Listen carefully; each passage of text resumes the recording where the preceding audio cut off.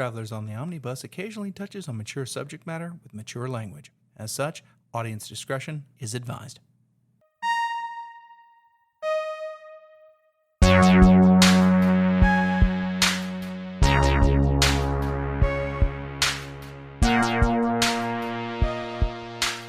Welcome back to Travelers on the Omnibus, a field trip through nerd and pop culture. My name is Ethan Skinner. I am James McCarthy. I am Brady Davis. I'm Jody Kite. Typically, we would talk about the things that we've done last week. However, Jay's going to hit the time machine button, and we're going to talk about the things we did 2 weeks ago. All right, I'm going to hit the button right now.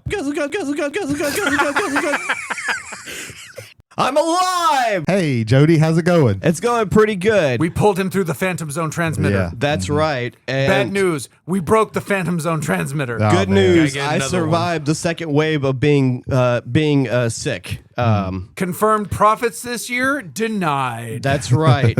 And in fact, funny little story, didn't know, thought I had strep throat, actually had COVID. Damn. yeah. that sucks. Glad you stayed the fuck away. That's Yes. why I stayed the fuck away. Also, I couldn't move very much. Yeah, strep throat will at least let you move. Yeah. I thought I had hay fever. That's how it started the last time 5 years ago. Started with a little sneezing, a little coughing. 2 days later, I feel all right. I can go to work. Went to work for an hour. I can't do this. Yeah. Mm-hmm. Went home, and I think I missed like 7 days of work. Jesus Something like Christ. that. Yeah. I feel like every time you've been sick recently, you're always like, it's hay fever, guys. Well, I mean, I get it every time the weather changes, and the weather changes all the time here. Yeah. I have allergies. So I'm always going to think it's hay fever when it starts, Especially this time of year. Yeah. 'Cause Right. Right today, I think we got to 80. We're going to get to 60 again tonight. And then sometime Monday, I think we're dropping back into the 50s. Yeah. Right. So, you know. And South- every time South I go to my car, there is a thick layer of yellow pollen all over it. Yep. Yeah, what's not going in your lungs is going on your Yeah. windshield. I think we've got one more cold stint before it's going to get hot again. That's for sure. At least one more. Yeah, there's no telling. I'm trying to enjoy the Fucking cold. Mississippi. So I'm going to start with what we've been doing because I've got a lot of shit and it's all in my brain and I have to get it out now. Otherwise, I'm not going to remember it. You have at least 2 weeks worth. I have probably more than that because I was at home the entire time. Usually, let's just talk about real quick what our weeks are. I'll talk about mine. My normal week is I work Monday through Friday. Wednesday and Thursday, I'm up here. Wednesday, hanging out with you guys and recording podcast. And Thursday, hanging out with you guys and playing board games and Magic and shit like that. Friday, after work, I come up here and play Magic the Gathering for 4 hours. Then Saturday, I wake up, I make lunch, I get ready. I come up here and hang up here for like fucking 10 hours. And then I go home. I usually have like maybe 8 to 10 hours of a normal week to do anything. That's like, not work or hanging out with everybody. So when I'm stuck at home for almost 2 weeks, I'm probably cramming in like 2 months worth of shit. Yeah. I'm not talking about everything that I watched or played, but I will talk about a little bit. Currently, haven't delved into playing it. Brady's going to talk about that shortly. But right now, as far as we know, Final Fantasy Digital Remasters 1 through 6 is still $50, at least on the Switch. Right now on Amazon. So check that out. I haven't cracked it open yet because I'm still stuck on Bomb Rush Cyberpunk, which is the Jet Grind Radio spiritual successor game. Really fun, also really frustrating in an old school kind of way. Okay. So fun gameplay, but like playing that game on a Switch Lite is not optimal. So I talk about the good first. Because at least for this show, at least this episode, I'm going to do that gimmick again. All right, so the good. So I watched, for the first time, I avoid these, like, I don't know why, but I avoid these, like, young adult animated films forever. Like, not just for hype, but I just never get around to it. And, the way streaming is nowadays, you just never know when something's going to be available. And at least to the end of the month, which is like we've got like a week left or something like that, there's a couple of DreamWorks animated films that are on Netflix right now. And for the first time last night, I watched How to Train Your Dragon. Oh, okay. And Yep. I always can can decide whether or not I really like something in that kind of like genre of like young adult fantasy like that. If at any point I at least teared up, and it happened. It happened a couple of times actually. You want a spoiler? It happens in all 3 of those goddamn movies. I'm sure it does. I think the second one is still also on Netflix until the end of the month, so I need to watch that before the week is out.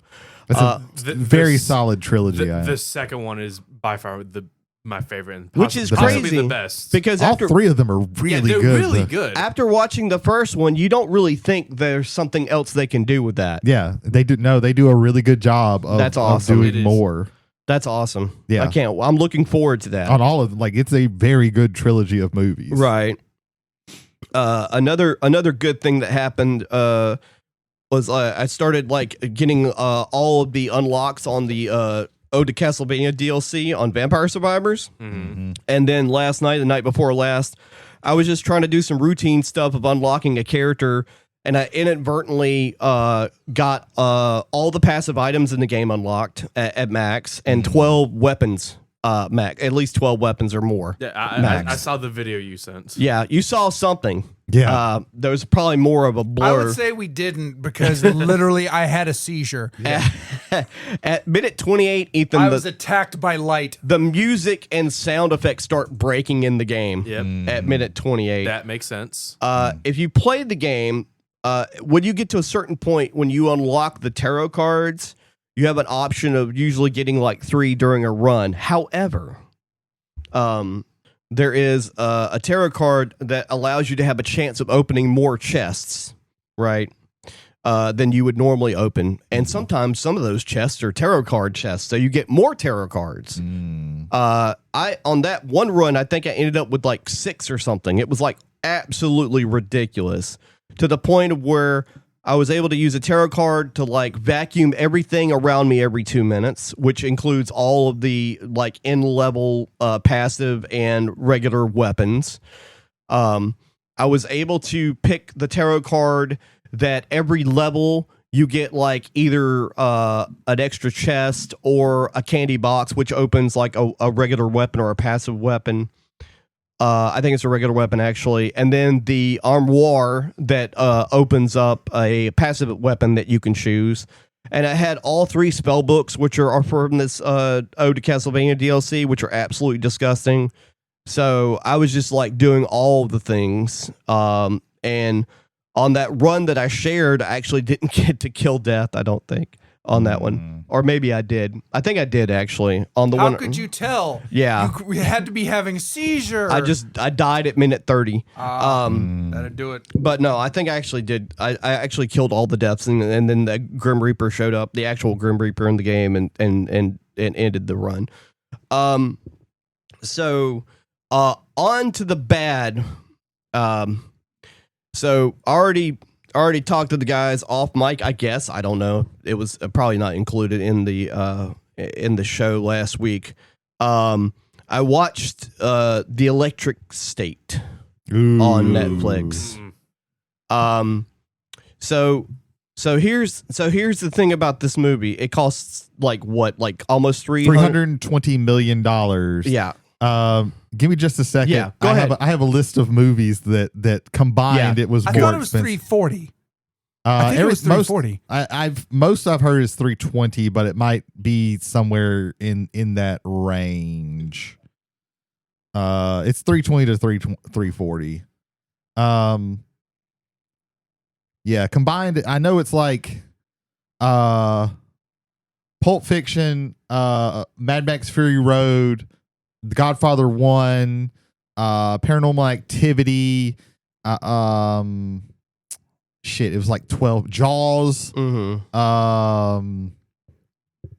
It was like 8 movies that like well-known lauded movies. Blair Witch Project. No, it wasn't Paranormal Activity, it was Blair Witch Project. Yeah. And like 5 other movies that it was like combined was all 4 of the John Wicks cost less than Right. The Electric State. Yeah. Which proves that you can't just throw money at something. No.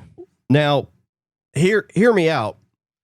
eventually Netflix may be like one of the leading like streaming services. You can only lose money for so long. Ask Warner Brothers. Yeah.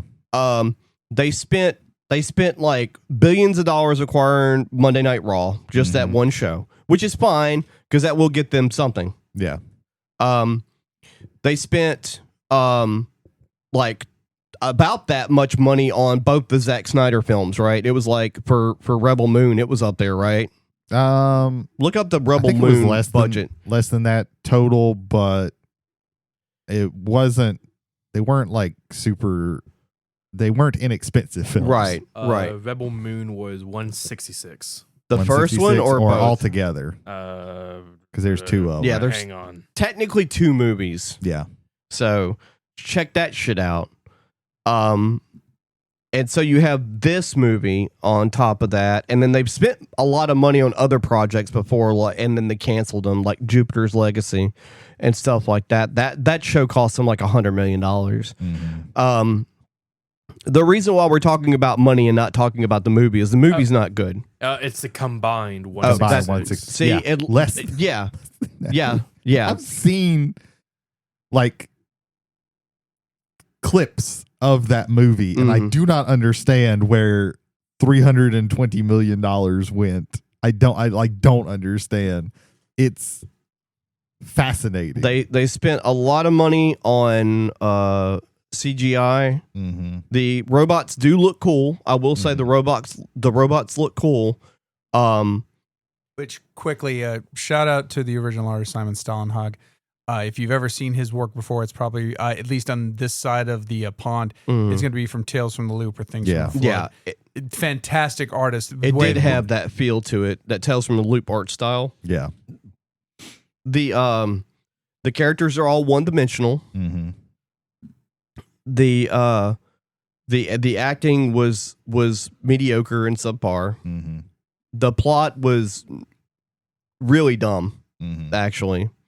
Are you telling me that this mega corporation had to put a little boy in a coma so that his brain power and his alone could run this whole organization? You heard that right. You heard that right.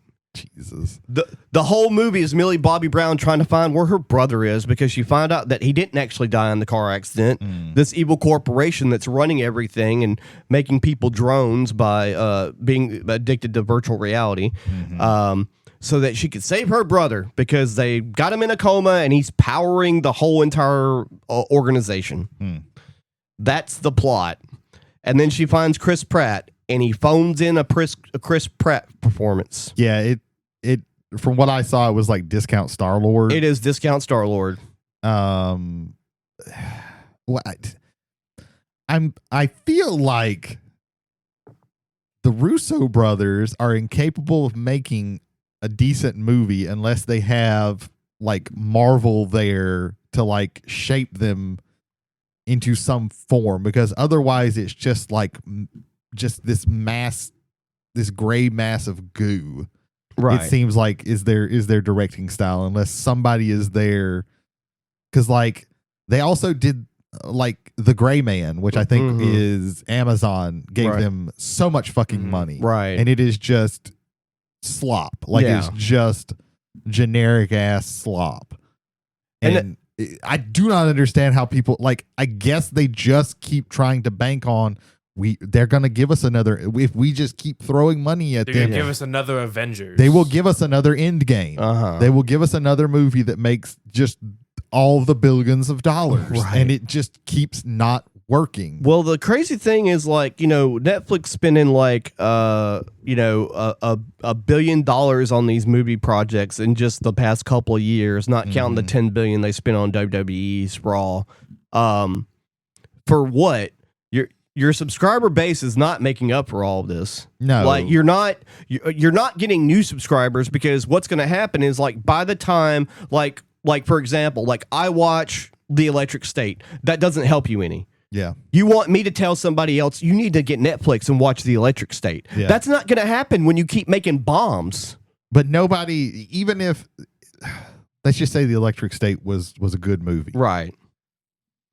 That's not something that's going to get tons of people to subscribe to your thing. Yeah, Like, if the not- Electric State, some people know about it, but Right. it's not like oh my god, it's the Electric State. Like It's not a must-see thing.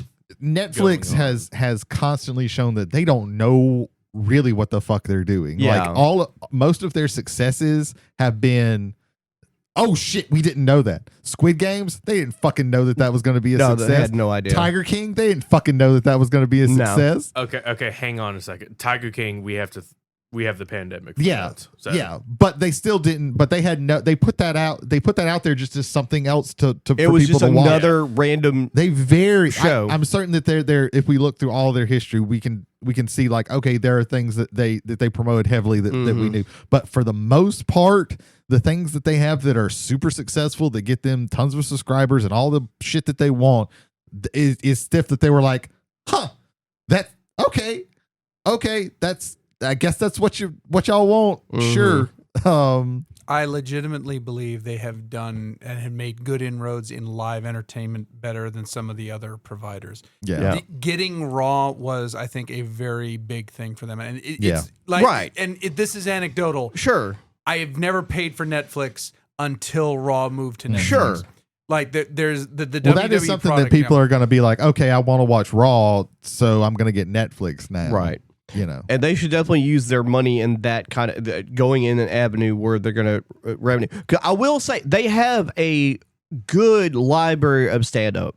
Yeah. Like they do have a good library of stand up, and if you like stand up, they are a very great place to go.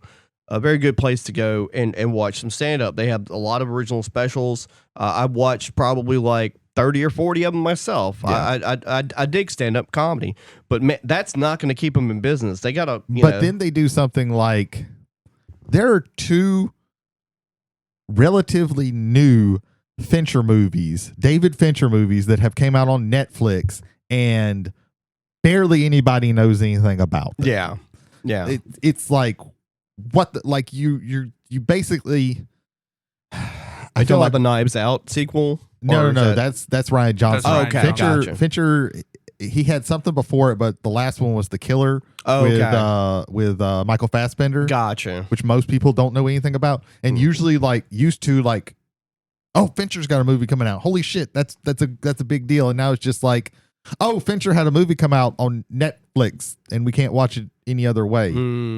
Although at least they are decent about sometimes letting people actually put their movies on physical releases. Or you can rent them digitally sometimes. Unlike Amazon Yeah. and Apple, who said we're basically not allowing Killers of the Flower Moon to ever come out on Right. physical Which is media. crazy. which is fucking that's a movie that needs Like That's- Criterion went to them and was like, hey, can we release Killers of the Flower Moon? And they were like, no. And they went to Amazon for something as well, and they were like, and they told them no. Yeah. You know, and another thing is like not that it needed to be, but you know, what would have happened if they would have put out The Electric State into theaters? They were look, they're at net negative now because they haven't made any money off of it. Mhm. Really. They haven't. So at least they would have made out at least like half of their money back or close to it, at least with the overseas market. People would have, people. Oh yeah, people. You have to would've- count that as something. But anyway, I'm gonna get off this topic. Yeah, Because I was otherwise- just gonna talk about the Electric State, but I mean, it's just the way Yeah. Netflix runs. Jesus Christ. I think the production of and the problem that is evident with the Electric State is a systemic problem across all of Netflix. Mhm. Yeah. Where What's this- we're it's- where it's- we're throwing money at things that aren't getting us anything, and then things that are getting us stuff. To me, I thought they should have jumped on Squid Game and gotten a season 2 out, and like way sooner than they did. Well, And it took them a while to get that out. they And- could have Well, also. and that was because they had no idea that it was going to do anything. But what they did start doing was buy up every like Korean show that they possibly could to be like, hey, maybe this will also get really. Well, there's a really good show that they had before that didn't take off because of just word of mouth didn't happen for it, called Alice in Borderland, and that's actually I've heard of that one. Yeah, but I think, Jay, to your point, it's not just a Netflix problem; it's a streaming problem. mhm. I think it is a streaming problem, but as a problem for Netflix. It's systemic across all of Netflix. Oh yeah. 100%. I 100% agree with you. Yeah. I think Peacock has dropped the ball on a few things. Paramount Network has Star Trek and nothing fucking else. Really. And they've been out for a while now with their streaming service. I think if Netflix, and this is going to be like for me the last thing I'm going to say on the Electric State. I think if they would have developed the story better and maybe not turned it into a series or anything like that, not even a full season of a show, but had a limited series out of it, because they probably had enough money to do the footage with $300 million, and made it into like a 3 or 4 part thing or whatever, they might have been able to tell a better story. It still might have been mediocre, but it would have been at least a little bit better than what we got. I just think when I see a movie and that you tell me this budget is $320 to $340 million, I'm like, why? Yeah. Like, Jesus fucking Christ. Yeah. So many much better movies that have also a lot of special effects in them can be made for so much less. I said this like after Endgame happened, and they started like they kept starting to like, okay, we're gonna start making like superhero movies again, and I was like, I don't want that anymore. We've had that. Can I just get an action movie with just a guy in it doing action things? And Jason Statham. I was about to say Jason Statham is there. Jason Statham is there with Working Man. Working Man. They're just like, we don't even give a fuck what his special occupation is. Because previously he was like the beekeeper. The I beekeeper. thought that was a joke. Yeah. Someone told me that, and then I saw the actual commercial, and I'm like, I have fractured you're into the watching wrong it, dimension. You're like, oh, is this just like a code name thing? No, he's really a beekeeper, and he's really into bees, and he talks about bees as a philosophy. Like, that's part of the plot. And then you got the mechanic, where he's a mechanic and he's doing stuff, and then the transporter, where he's the transporter and he's doing stuff. It's just, and now they're just like, we're not even going to tell you what he does. He's just a working man. He just works hard as a construction guy, and he's got to kick some ass for a daughter character, I think. I don't know, but I want to see it. Yeah. Jesus Christ. I want to see it. Oh, man. So that was the bad. and now we're going to get to the weird real quick. Okay. I'm not going to spend a whole lot of time on it. So I watched 3 really strange movies, and I'm not going to spend a lot of time on all 3 of them. But I watched Argento's Inferno, which is his, I'm doing air quotes for everybody listening, sequel to Suspiria. Yeah. And like a loosely based trilogy. And in sequel, it's a very vague movie with witches in it. Yeah. I watched a thing on about like the quote unquote trilogy, and they're all based on like a this idea of these lady of something, like it was I think it was Lady of Sighs in Suspiria, and I think it's there was 3 of them. I can't remember exactly what they are. Yeah, there's Lady of something Inferno, and then there's Tenebrae. Yeah, that Lady they of Shadows. Yeah, it's Lady of Shadows and Lady of Tears, I think. Right. Inferno, like Suspiria has somewhat of a plot. Inferno doesn't really have a plot. Inferno reminded me of a Fulci movie, except instead of zombies, it was like, supernatural shit going on, and possibly witches, and a dude with a claw for a hand. As this girl has a dream about this guy's sister, and she goes to tell him. The cool thing about Inferno is you never see this with the exception of Psycho. So in the beginning of the movie, it starts with like this girl and this guy, and they're both in college, and they're doing a course in music, and so they're at an orchestra, and they're like reading and writing down music. So they're studying music in college or whatnot. And, he leaves, and there's a letter from his sister, and she goes, oh, and he already left. So she's like, oh, I've got to track him down and give him this letter. And like the movie spends like 20 minutes for her finding this guy, right? You don't see him for 20 minutes. She goes into this weird building. She has these visions of like this one book, and she asks this lady, do you have the book of the 3 sisters or whatever the fuck it is, 3 mothers? And she goes, yeah, it's over there. And then she tries to steal it, and this weird dude with a claw tries to kill kill her because she's taking this book from this library for some reason. And then 20-30 minutes into the movie, she goes, hey, this letter is for your sister, from your sister. And then she gets stabbed. And then he meets another girl. This happens 3 times. Damn. I was like, God. Well, if it works the first time, Yeah. just So keep he's just working it. establishing the character and just fucking killing them off. It's crazy. So that YouTube channel is Max Draper, and it's called the Mothers trilogy because it's Mother of Shadows, Yep. Mother of Sighs, Yep. Mother of Tears. That was the book she was after. Yeah. Yeah.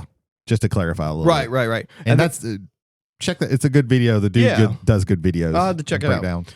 And then I watched one of John Carpenter's weirdest movies, Prince of Darkness. I don't know if you've seen that one. I haven't seen that one. No, But I know about it. It's a wild trip. That's the one where they it's like Liquid Satan or something shit like that. So like this Isn't there like a mineral water called Liquid Satan? Possibly. There's Liquid Death. Death. Oh, Liquid Death. Yeah. Okay, my bad. That stuff tastes terrible. So Come to us for all your mineral water hot takes. Travelers on the Omnibus. Although I didn't do the water one, I did like the they had like a tea lemonade one, and it was so bad. It was really bad. So Donald Pleasance. Yeah. From Halloween 1 and 2. All the Halloweens, most of the Halloweens. And some other stuff. Puma Man. Is a priest, a Catholic priest, and he goes and talks to one of the main characters from Big Trouble in Little China. The guy with the magic dude, the dude that does the magic. Yeah. He's a very well known character. Fong, actor. I think. I can't remember if that's his name or not. he was also in Blade Runner, right? As the Yes. Yes. Yeah. He was He in did Blade Eyes, Runner. yeah. Yeah. So that character actor. So he talks to him. He's like, "Listen, I've got something in this church. It's in the basement. You need to come check it out." And why would I need to come check this out?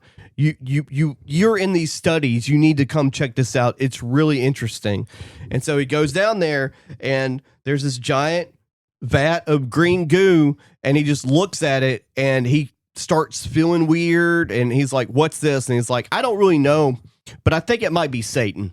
There's all these really weird translations in this book that have been erased, rewritten, and erased in multiple languages. And so this dude goes back to college, gets his students to come back to this church to try and decipher what's going on. When they get there, they're not told what they're doing, by the way. Like, why are we here? I can't really tell you that right now because you wouldn't believe me. And so our main protagonist from the hit drama crime TV series Simon & Simon, which is not available streaming anywhere, even though it had 9 seasons. Yes, I am very upset about that. Is our hero of the movie, and it's wild. It's a wild ride. Like, it's really fucking weird. It reminded me a lot of From Beyond, minus the weird sexual shit that's in that movie. Okay. Which was made by Stuart Gordon, the guy who made Reanimator. Yeah. So check out Prince of Darkness if you're into the concept of evil. Like, it's a really, really obscure, abstract idea about it. And that's one of the Carpenters that you don't get, that people don't talk about a whole lot. No, because just like The Thing, not in the same way, failed in the box office. Yeah, well, most of his failed. Well, we were talking about that before, where like The Thing failed because it was up against E.T. in the same week, and also it released on the same week Blade Runner did. Blade Runner that didn't help either of those Blade movies. Runner, E.T., and there was another movie too in the same time period. Rocky 3 was supposed to come out around that time. They moved it up to the spring to avoid all of that shit. Yeah. And then the other weird thing, really quick, go ahead. Good John Carpenter news. He agreed to score Bong Joon-ho's next movie. Oh, nice. Nice. I watched John Dies at the End. Oh, hell yeah. Which was of course not what I thought it was going to be. Yes. As you would, I just put it on, I was scrolling through shit. I'm gonna go ahead. I'm gonna interject some That's fine. 1982 movies that also. Yes. So Conan the Barbarian. Yes. Yeah. Yeah. Star Trek II: The Wrath of Khan. Yes. Yeah. Continue. By the way, there's a documentary on Tubi about 1982 specifically because there are 200 movies that came out that year, and you know all of them. Damn. I'm going to blow through these real quick. Yeah, go ahead. Tron, The Dark Crystal, The Beastmaster, Poltergeist, Creep Show. Damn. Keep going. Basket Case. Stuck on You. This literally just has a woman's ass on the box. I don't know. I mentioned Basket Case, Yeah, right? yeah. Yes. Tom Hanks's Mazes and Monsters. Oh yeah. Oh shit. Oh shit, Gandhi. man. Airplane 2, the Yeah. sequel. And Gandhi as well. And Gandhi. came that won all the awards, of Oh, yeah. course. First Blood. Yeah. Yeah. Rocky Rambo. 3 and Rambo. First Yeah. Blood in Yeah. the same. Yeah. And then Et. Yeah. I think there's this movie E.T. called Et. Yeah, E.T. Et. Yeah. Okay. Et, gotcha. 48 Hours. Yes. Yeah. 48 Hours came out in 1982. Jesus. Yep. The Secret of Nim. Yep. Yeah. Yep. It was a stacked year, man. Yeah. It was like 1988 in that regard, Yeah. which is also a stacked year. Yeah. So John dies at the end. I've started getting into the habit recently, thankfully, of not doom scrolling through my streaming services anymore. Fuck saving anything. I just like type in whatever genre I'm wanting, and I'll scroll through for like 5, maybe 10 minutes, and I fucking click onto it. I'm done. Yeah. Like trying to take forever. So I'm like, I've been waiting to watch this movie. Fuck it. If it's not interesting, I'll look at my phone for 15 minutes, and then I'll just watch something else. And in the first 15 minutes of that movie, I did not look at my phone at all through the whole thing. There is like literally, that's one of those movies where like every beat, there's like every 10 minutes, something crazy happens. Or just like, hey man, are you dead? I'll explain later. Don't worry about The it. first thing is they fight a monster made out of Goo? it's made out of meat. Oh, that guy. Yeah. They the meat find monster. a meat monster. The meat that, monster. like meat from a freezer, just like forms a body and comes alive and attacks them. Yeah. Then we get some flashbacks. Yeah. And The it whole and it movie. actually leaves out some other really weird shit in the book. Like, Yeah. I love the books. The book series is great. Yeah. And the movie is pretty fucking good. It's not Yeah. it's not quite as good as the book, I think, but it's still like I don't really think good. the movie did well because I don't think that they marketed it well or could have marketed it well. Yeah, how do you market something like that? It's just a fucking trip. It's like, okay, so here's the premise real quick, Ethan, and the audience. So this dude's at a college party and this guy goes, hey man, you want to try this? He goes, sure. Yeah, it's alien goo that's Yeah. sentient. Yeah. And it opens up your entire mind to the universe, the possibilities that are in the universe. Yeah. And so, It gives you almost reality warping powers. yeah, but for a short period of time. Like it lets him talk to a dude through a hot dog. Yeah. Okay. Yeah. They go through dimensional gateways. They go to alternate Earths. They go through different timelines. They get to a certain point where there's an apocalypse and they go, yeah, we'll be right back. It's fantastic. I'm actually gonna have to go back and watch it again because there's some shit I missed. But fucking what's his name that is also in there? The character actor Paul Giamatti. Yeah. Paul Giamatti's in there, and they're having this conversation. And he goes, "What are you talking about?" Yeah, He's like, "Oh man, really?" And he's like, "I don't. No, fuck you." Yeah. I'm not going to tell you any context of what that is. That's near the end of the movie. Where things are. This movie is always revealing shit to you. When the cop walks in and just like points at the gas can. Yeah. That's just so fucking funny. Yeah, a cop that's like following him because he thinks he murdered somebody just walks into his house with a gas can and goes, "We're setting this motherfucker on fire." Yeah. He does this really funny thing where he's like holding the gas can and he doesn't move his arm. He just points to, you're probably wondering what the gas can is for. And he does this point to it that is just so fucking funny. There's this, and it's not the dudes, it's the drug dealers. That's right. Oh, and sometimes when you take the goo that they call soy sauce, Oh yeah. sometimes you explode. Yeah. which is what happens to the drug dealer. Yeah, that's right. Yeah. Is it like a 100% chance to explode, or No. or is it specifically whoever No, gives the soy sometimes sauce? you become God and sometimes you explode. Yeah, yeah. So it's just a roll of the dice. Yeah. Gotcha. It is a roll. This whole movie is a roll of the Yeah, dice. yeah. There's a scene when because the main character is called David. Mhm. He changed his name to David Wong because David is one of the most common first names, and Wong is the most common last name. The dude is not Asian. Yeah. These are two idiots. Yeah. Who constantly stumble into saving the world. They dumb their way through it. In every single book. Yeah. But he like walks into. He's like looking through. It's in like a trailer, and he's like walking through the trailer, and he goes into this one room that has like this beautiful, serene picture.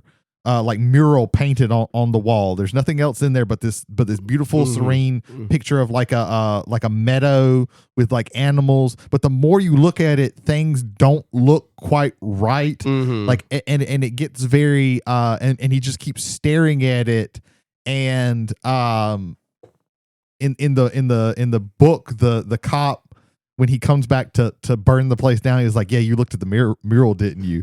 And it just like more and more disturbed. It's like this really like cosmic horror almost of like this, like he just keeps noticing more things and staring and getting more and more disturbed and freaked out. It's a I very think my good favorite scene in the movie was they go into an interdimensional portal gateway and they go to an alternate Earth. And then they walk into a church. These people are already there waiting for them. They have pictures of them on the wall. It's like Bill and Ted. Yeah. And chairs. And they're like, we've been waiting for you. And they start like typically just worshiping them. Yeah. But that's, of course, not really what's going on. That's me. Ethan, what have you been up to? Oh, I thought you were still going. Okay, here we go. I had to stop at some point, brother. Yeah. Not really much has been going on. Work, really sleeping. And I had the itch to play some Pokemon games again, and what I decided to do was play Pokemon, but arbitrarily more difficult. Oh, there is there's like an online challenge called a Kaizo Ironmon challenge, where it's like you have to follow certain rules that dictate how good you are at playing the game, and so it's like you have to choose all the Pokemon that's in the game is all randomized, so you don't get like your traditional starter Pokemon. You get some random one from all three generations. I'm doing the Fire Red game, and it's like everyone has like different like randomized move sets. And there's also different rules that you have to follow. Like you can only fight one Pokemon per route. All your experience has to come from trainer battles. If you enter a building, you can't leave the building until all the trainers are defeated. You can't use like the healing areas to heal your Pokemon. You can only use potions, but only in a battle. And so it's like arbitrary rules that just challenge you. Interesting. I have not gotten past the first gym, and I am on my 47th run. Jesus Christ. So Yeah, that sounds about right. That's really just been me. Jay. Hello. So we record on a Wednesday, but the previous day is Tuesday, and that means it was Rookie Watch. Welcome to another episode of Rookie Watch, where I explain to you what I think happened in the latest episode of The Rookie. What you think happened? What I think happened. I'm not entirely sure. John dies at the end. Wrong summer movie. Anyway, so they've set up the story's set up, and it's okay. There's been a lot of crimes on buses, and so we're gonna put undercover cops on buses, and we're gonna put cameras on them. Did I mention that this show takes place in Los Angeles? Guess what the name of the episode is? Speed. They're not even trying to fucking hide it. Christ. A bomb ends up on a bus. Oh, Yeah. man. And John Nolan and his most recent rookie are on the bus, but they're in plain clothes. And they try to and it's two brothers, and one has a bomb, and there's like, man, we want $100 million of this, and if this bus stops, we're blowing it up. So it's like Speed, but it isn't Speed. If the criminals were really dumb, because the whole point of Speed is that the guy who was going to blow up the bus wasn't on the bus at the same time. Hang on. I need you to fucking wait a minute, because if you spoil this for me, I'm going to be fucking upset, and I've already watched it. So what we had going, it starts out with that, Okay. and then there's some antsiness, and then oh no, one of the brothers gets shot by his own gun. Oh. and so they have to get a paramedic on the bus or he will die. Oh, man. And so they get Jenna Dewan's character, who's married to Nathan Fillion's character, and she does the Keanu Reeves bus jump onto the bus, and she begins to give him life-saving things. But it's not enough because he's bled out too much. So they got to get him off the bus. Okay. And they need to get him to a hospital, or else it's gonna be. But the dude's got the bomb and he's still antsy, and so he agrees to let five people off the bus, and one of them is a pregnant woman who's been having prego pains, like bad prego pains from all the shock, and they're worried she's going to lose the baby. So she's one of the 5 people that gets out. Sure. Mm-hmm. Meanwhile, they tie a phone call about the $100 million to this abandoned house somewhere in Los Angeles. Because if you remember, Speed took place in Los Angeles. Mm-hmm. And so another team of cops go there, and the house is booby-trapped with a machine gun. And if you're thinking, wait a minute, Speed was a booby-trapped with a bomb. Like I said, it's like Speed, but it's not Speed. Anyway, so, yeah, I know. It legitimately, the title of the episode is Speed. I'm not kidding about any of this. The last line in the thing is about take that, Keanu, or some shit. Not even kidding. Not even kidding. So they get him off the bus, and the realtor is like, hey, I've shown that house to a couple people in the last couple weeks. Oh, okay, that's cool. And one of the people was the pregnant woman. She was the mastermind of all of it.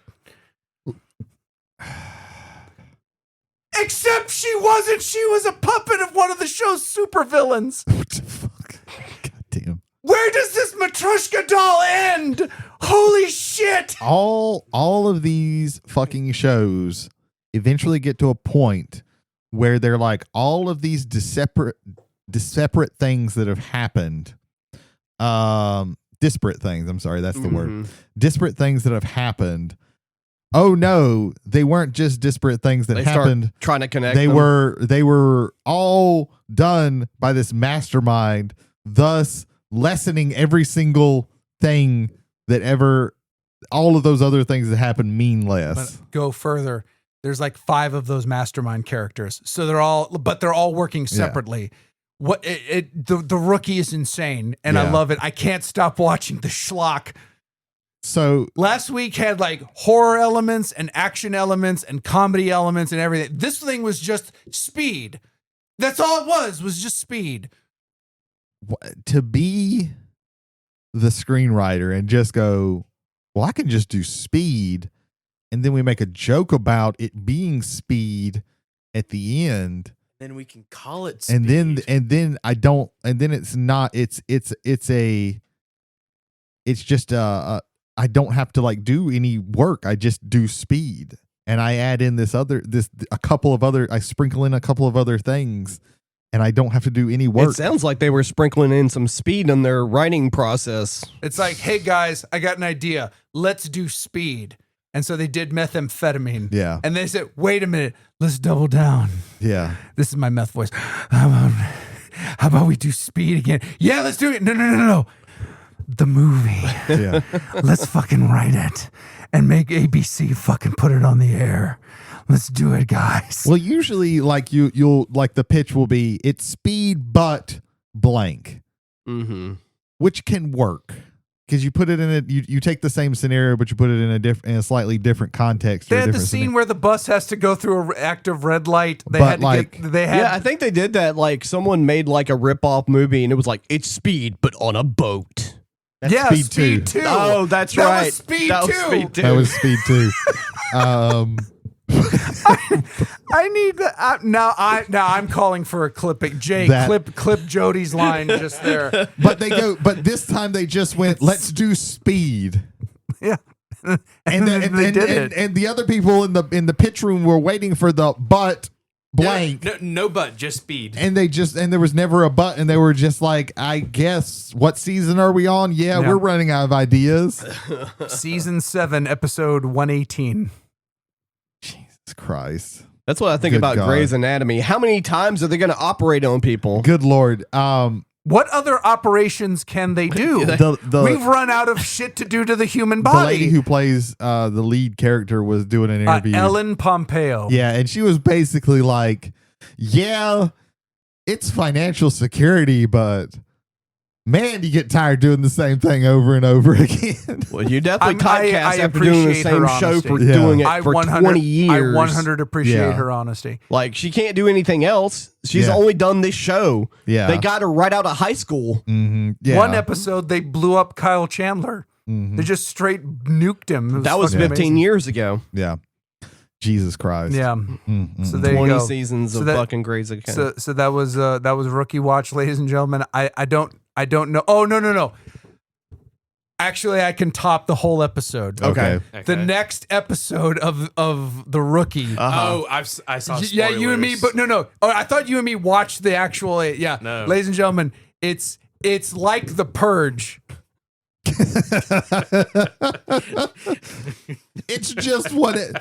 So is the rest of the season just going to be whatever the screenwriter watched that night? They were just like, let's just do that. If you put scenes from The Purge and scenes from the preview of The Rookie next to one another, you would not be able to tell them apart. Jesus I'll have Christ. to look at that later. Jesus Christ. Like this is that now they've gone completely apeshit, and I love them for it, and continue to do what you are doing. I love the setup for because they preview like the setup of like why it's going on. It's like, oh, someone shared a Facebook post. No. They did an April Fool's post that all that the cops are not doing anything for 24 hours, and so all hell breaks loose in Los People are Angeles. taking Because that's all it literally. takes. Yeah, that's all it takes. One post.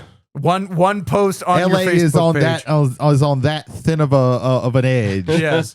Jesus Christ. So Has yeah. this person ever been to LA? Like Jesus. Remember, this episode airs on April the 1st. Yeah. That might have all been completely a joke. Yeah. And Yeah. they're going to have a legitimate cop drama procedural next week, and they're Yeah. just fucking with us. That Could be. possibly. Oh, by the way, the episode after that, episode 1, oh no, excuse me, Speed was 119, 120 is April Fools. Episode 121 is 3 billboards. It's a- literally just That's whatever. a movie called Three Billboards. Yes! 3 billboards Right. outside of Ebbing, Missouri. Like Yeah. Jesus Christ. Jesus. They just couldn't add that part because it doesn't take place in Missouri. Jesus There you fucking go. Christ. Are all these movies like this is the Universal greatest thing properties ever. and they were able to If do the this? season No, finale this is like ABC, Schindler's so List. Disney shit. Who's going to sue Disney? Right. Yeah. If the- Good luck. Good fucking luck. Watch the fucking season finale be like Schindler's List. Wasn't Speed a 20th Century Fox movie then? Yeah. Yeah, that's all I've got for is- Rookie okay. Watch, Jesus man. Christ. Brady. Okay. Top that. Yeah, I can't. Sorry. I can't. Not as active as I was last week, but as we mentioned last week, I got the Pixel remaster in. So I started playing Final Fantasy 3 because that's one that I've never played before in any fashion. It's okay. I'm probably just gonna play it until the 18th, when the Lunar Collection comes out. It's a little obtuse, I think. Like they really don't tell you anything. If I wasn't really following a guide, I don't know how people, when it first came out, actually were able to play this game, because very rarely does anybody come up and tell you like, hey, this is the next thing you might Oh, want to yeah, do. no. Fuck that. The first two were like that too. Yeah. But at least Figure like there's some some shit out. like the second one, I will say I don't like the second one, but like there is like a story structure with it, where you can kind of tell some stuff. This is just like the most bare bones story. It is as generic, if not more generic than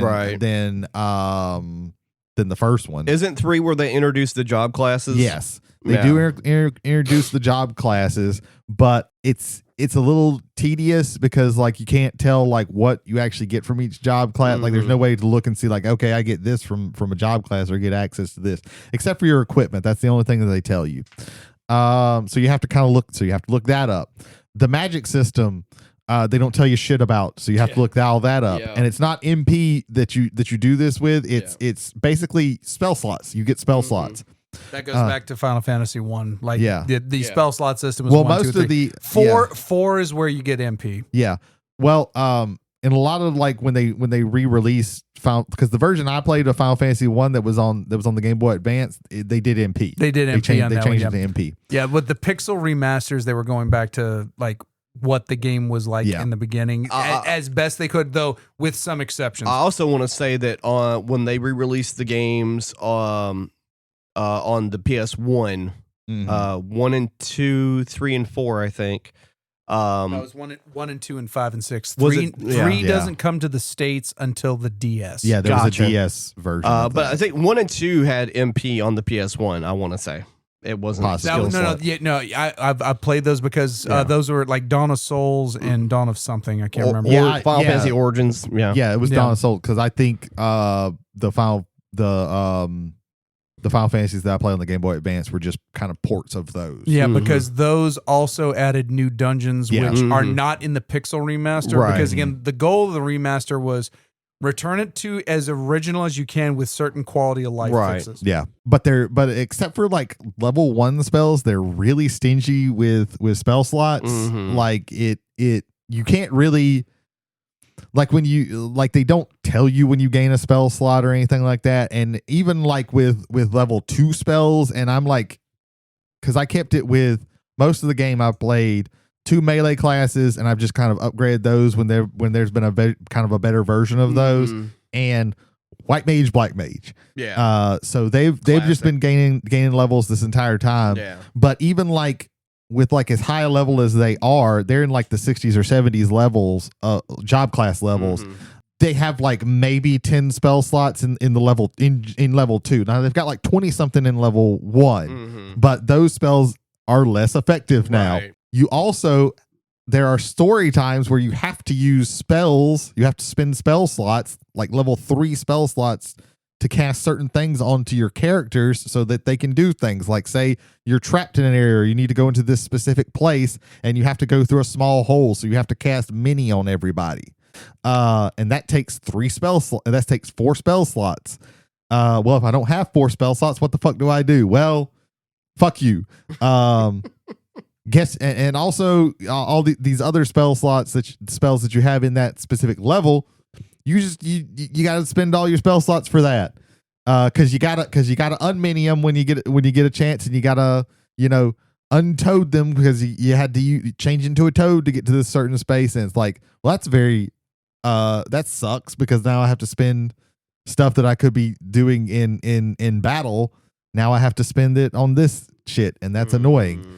Also, they don't tell you that because I kept wondering, like, when do I you don't just like level up and gain spells. You have to go and find them and buy them for each person that you want to have that spell. Right. And they get really expensive. Like high level spells are like the highest level spells that I can get right now are like level 7, and they're like 20,000 gil. But then they don't tell you that because I was wondering, like, when do I get some like area of effect spells, because it's really annoying spending these spell slots and only being able to hit one thing. Every spell is an area effect too, but it just is a weaker version of it. But you can cast it on everybody. But they don't tell you that. I had to discover that shit.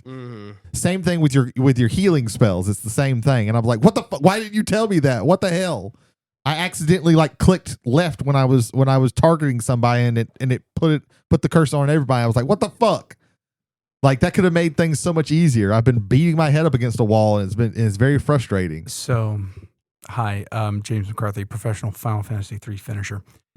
So, when you get to the Earth Crystal, 2 of the jobs they bestow are Magus and Devout. Yeah. Magus is the upgraded Black Mage, which can then learn level 8 spells, and Devout is the one that can learn level 8 white spells. Yeah. Then in the Dark Universe, at the very fucking end of the game, you pick up 2 more classes. One is the more I think about that, one is Sage, and the Sage can know all the black spells, all the white spells, and all the summon spells. And the Ninja is absolutely necessary to throw weapons at the final boss to do enough damage to kill him. Mm-hmm. I liked Final Fantasy III until the final tower. Mm-hmm. And that entire game can go straight to fucking hell after that. Because for the most part, leveling and you don't have to grind too much. Yeah. There's a little bit of grind here and there, but you don't have to grind too I've much. had to grind for gil more than I've had to money than for I'd agree except with you on like that. when I got to the Temple of Time, that I struggled with. Yeah. It wasn't a problem until I got to the Temple of Time. Because I just got the gigantic airship, the Invincible, which can hop over mountains. Yeah, which can hop over mountains. But did you like how half of your fucking airships in the game get blown up? Yeah, they just keep getting blown up. Keep getting blown out of the sky. They're like, oh, you get an airship. No, you don't. Fuck you. Yeah, spoilers for Final Fantasy III. Yeah. There's no spoilers because you're not going to care anything about the actual game. Like the story. Like the story, it means nothing. It's just you have to go to these crystals and something bad is happening in the world, and that's all you really need to know. Final Fantasy. Okay, yeah, it's literally just Final Fantasy. They did that again. Only somehow I was more invested in Final Fantasy than I was in this. But yeah, I think Final Fantasy was new. It was novel. I think the story is simple enough. This is not a rehash of one, but it's another simple story with characters you don't know. Yeah, and the job system is not super dynamic because you kind of want to keep to the same people, the same jobs, but then there are some times where you go in and they're like, okay, you have to turn all your people mini and you have to keep them mini through this whole entire dungeon. Which means they all should be spellcasters. They have to be spellcasters because otherwise all of your other dudes who are just rocking damage, if they're mini, they do 1 damage. That's it. So you have to switch everybody. So then you have to have spells for them. So you have to buy spells for the people. The fight with Garuda was annoying because you have to have at least 2 dragoons. You have to have at least 2 dragoons because he casts thunder and wipes out pretty much everybody who's not jumping in the air. Yeah, when you start fighting enemies that can cast area of you can take any one person can take a pretty good hit, but when you start fighting, that was the problem with the Temple of Time. You got these monsters who are casting area of effect spells, all the goth spells, and then at that point I didn't know that I could mass heal or anything like that, so I can only heal one person. So it's well, fuck, what the hell? I barely made it out. I spent I think it's the Swamp Temple. You have to have at least 1 Dark Knight, or I guess Mystic Knight. I can't remember Dark Knight. Because they have to be killed with a Dark Knight ability. Otherwise, they don't die, and then they double spawn. Yeah, in the same battle. Yeah,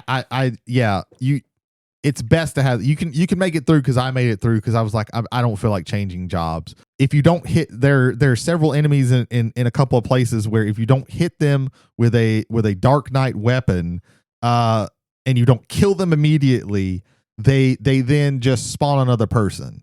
And sometimes instead of hitting you, they can just spawn another person anyway. So it's well, Jesus, this sucks. Luckily none of those guys have an area effect spell. They just kind of hit you and you can take it. But it was very annoying when I hit one person and it was oh, I didn't kill this person. And then they just go divide and then they create another thing. I was well, what the fuck? Yeah, it's fine. I'm probably, like I said, I'm going to play. It's going to be something to play until the 18th because I really don't want to start another one. The other one that I would probably start is 5 because I haven't played that one. But I'm probably just going to play this until I get to until the 18th comes out in the Lunar Collection. And then I probably won't go back and play this one. What's is that coming out on Switch? Yes. It is out on Switch. The Lunar. Yeah. The Switch, Lunar. Switch and PS5 and PS4. Dude, the crazy thing about this digital remaster for Final Fantasy is most of us didn't hear about it until it was sold out originally. Yeah. There was no... They didn't advertise anything. Nobody knew about it. And it was just a secret thing. And it was oh, well, if you would have pre-ordered on Square Enix's site, nobody fucking knew to do that except for people that I guess check that all the time. Why would you even go to their website except they do sell games, but not through themselves directly. And so, it's funny to me that because of that, we now get like, certain commercials that are 5 seconds long. Xenoblade Chronicles Definitive Edition out for Switch now. That's the commercial. Yeah. There's no fucking. They've just started doing trailers for the actual game. They haven't done any actual commercials, and the game's selling like fucking hotcakes. Yeah. Because people have been waiting to play that game because it was out on the Wii U and that system died immediately. And so I'm gonna be picking that one up too at some point in the near future. Jay, did you get that one yet or no? I got Xenoblade 2 and it was fun. I think it has a nice battle system. It's a more open world, like active, like it's an action RPG. Right. And I think it was fine. There were things in that game that threw me the fuck off. There is an over reliance on titties. And I mean, and as speaking as a red-blooded American male, but Jesus Christ, like every woman on earth cannot have G cups. Like what? Jesus Christ. I want to say, I don't remember the timeline for when this one came out versus Xenoblade 2, because because I played the first Xenoblade Chronicles Definitive Edition came out a little while ago. I think now they're on I don't know, three, I don't know. So there was Xenoblade Chronicles Definitive, which was the one that has Shulk from who's in Smash Brothers. Yeah. And then you have Xenoblade Chronicles X, which is the one where we left Earth and we're settling on a planet. I'll say this right now. You'll be fighting a giant monster, and then all of a sudden you will turn around and there is a giant monster murdering you. Yeah. And it's going to be so much, you're going to have so much fun. Yeah. Everything you've ever wanted is going to happen. I played Xenogears. And then I played Xenosaga 1 and 2. Never played 3. And I played 1. I have 2, and I kicked myself for not buying 3 when it was like $20 at GameStop. Yeah, because it's impossible to find. It's expensive. Much like Xenogears, which is like that game's like $200. Yeah. That one also was like $20 at GameStop. Oh yeah. But it released on the PlayStation 3, and I bought it and played it a little bit, and I had issues with my PlayStation 3, and I need to try and get those. If I would have, in hindsight, if I would have gotten my PSP earlier, I didn't know the store for that was shutting down because I got it like literally 6 months before that store was shutting down. All the PS1 RPGs were on the PSP and the PS3 digitally, like all of them for like $10. Oh yeah, like all the Final Fantasies, even Legend of Dragoon, Parasite Eve, Brave Fencer Musashi. Shit. Suikoden, one of the Suikoden games was on there. Lunar Silver Story Complete was on there. It was like fucking ridiculous what was on there. That's I guess that's us on our what we've been doing. Or do you have something else, Brady? Just one more thing, real quick. Sure. I started a new book. It's called Trouble the Saints by Alea Dawn Johnson. It takes place in like the 1940s. It's like right before America gets into World War II. It takes place in New York. The main character's, her name is Phyllis. She's like it's basically kind of like an alternate world where like some people have these powers, and it's mostly like black people. It's almost like voodoo kind of stuff. Because some people have like, they can read cards, and she has it. Some of the stuff in it is kind of unclear the way they talk, because it's a person who knows about these things, so they're not going to explain it to you. So it's a little frustrating with that, but I do like the story. The story is interesting. She basically works as an assassin for this mob guy because she has what they call the hands, which I think it manifests in different ways, but her way is that she's really good at throwing things. Like if she throws something and she wants to kill you with it, it's probably going to kill you. Her specialty is knives. So she's basically been an assassin for this guy, this mob guy, this Russian dude, and she's trying to get out from under him. She's kind of falling back in love with an old flame, and they're trying to make their escape. I'm interested to because I thought that what was kind of going to be the ending thing happened more towards the first third of the book. So I don't know where it's going to go. So I'm actually interested in that. but it is an interesting book. Oh, she's white passing, so like she most of the characters think that she's like she has like kind of a double life where where she lives is kind of like the white neighborhood, and most of the people who she works with think that she's white. Like she gets shot and they take her to a segregated hospital, and nobody can tell. But she has like her sister and her and her sister's family like live in Harlem, and she just like visits them every once in a while. Right. It's an interesting book. I'm liking it so far. I got it because it was kind of on my list. I read something about it and it sounded cool. It was on my wish list and it was on sale, so I picked it up. So yeah, it's good. I've been trying to read more of just stuff other than just that were written by white dudes. Do you typically read physical books or do you Kindle or both? I typically will, especially lately. It's physical. I need to start reading more Kindle stuff. When I read this last Jason Pargin book, it was Kindle because it was on sale, like a really good discounted sale on Kindle. And I used to read more on Kindle, but now I mostly buy physical books. But I need to stop doing that because I'm running out of fucking room. I need to pick up a you can use like almost any tablet for that, right? You just have to have an app or like a Fire Pro 7 or something like that tablet. Yeah. And I'll also because Prime if you have Prime, like there's a lot of things you can read for free. There's a lot of free stuff, and I just don't ever look on it. Yeah. But and there's also the library system has an app where you can download and read. You can kind of check out and read digital books. Oh, interesting. It starts with an H. Hoopla. I think is what it's called. Wow, that's interesting. Yeah.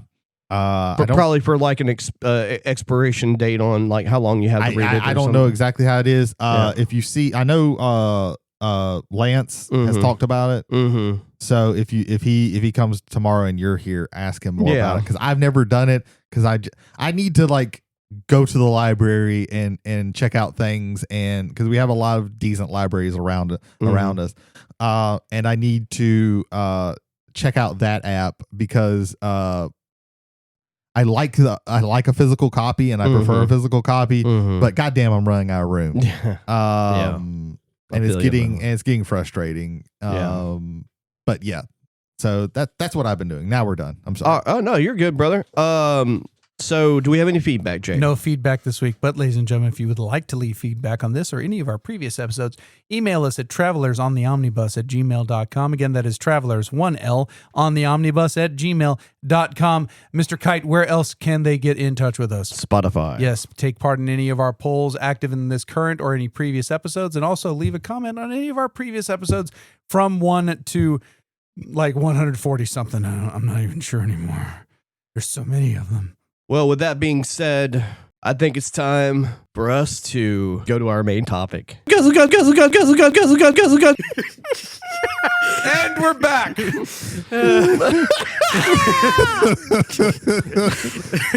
You said you wanted that as a button. Yeah. What was it again? How did it go? You were guzzle gun, guzzle gun, guzzle gun, guzzle gun. You were told to he asked to warn us, and you didn't warn us. God damn.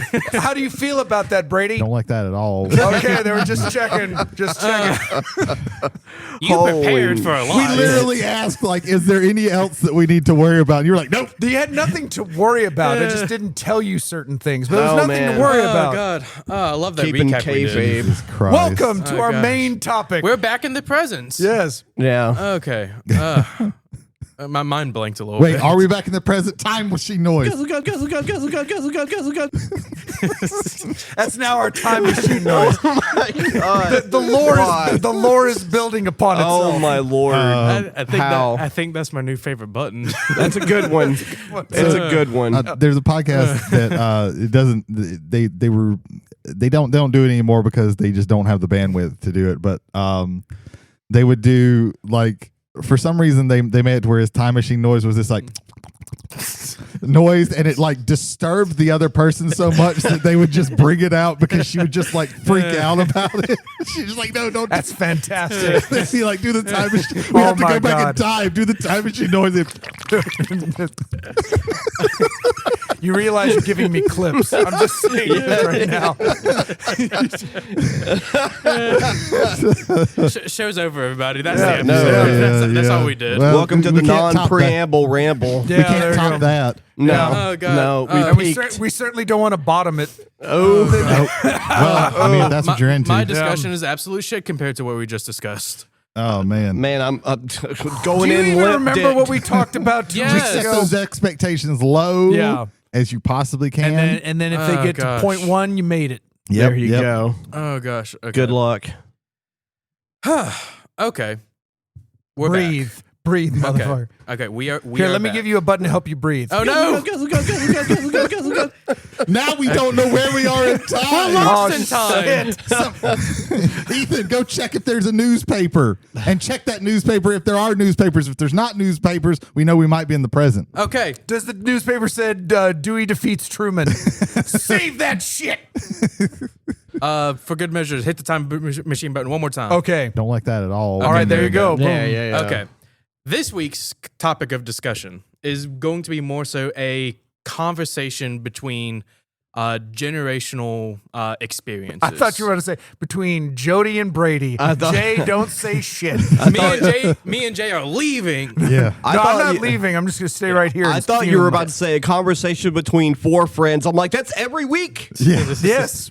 Welcome to every show. Yeah. Yes. Okay. So this is an idea I had whenever we were kind of like brainstorming, and we were thinking back on like things that we have done, things that we've talked about before, what new topics of discussion we could have. Pad this episode out, man. Exactly. Just pad it out. How esoteric can we go? Basically, one of the ideas that came to me was different ways that we have experienced similar things. So my thought process in this is when think back to whenever we watched movies together, like for our omnibus theaters, The Warriors, Psycho, Casablanca. things like that. How None of us watched Casablanca when it first came out. I realized No. this, Definitely not. but y'all Joke's on you. I went and I was there.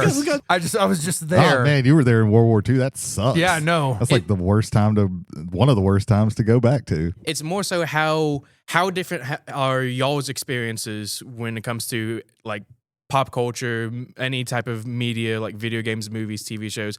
How is that different than the way I experienced it for the first time when y'all introduced them to me versus y'all being introduced to it at first? So Yeah. basically a sit down round table discussion, basically. Yeah, and the way it, like we do have like Ethan's like a younger millennial. I am an elder millennial.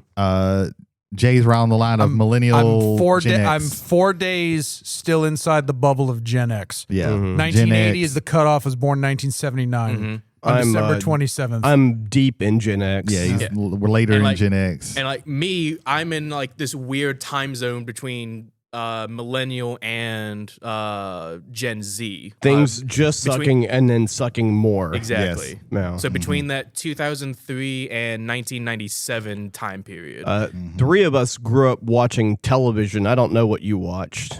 a combination of cable TV and DVDs with some VHS mixed in. See, I grew up until I was like almost in high school. I didn't have cable or anything like that. Right. It was, 4 channels, 5 channels on a we got really lucky when we got Fox. Like, Yeah. that was I feel that.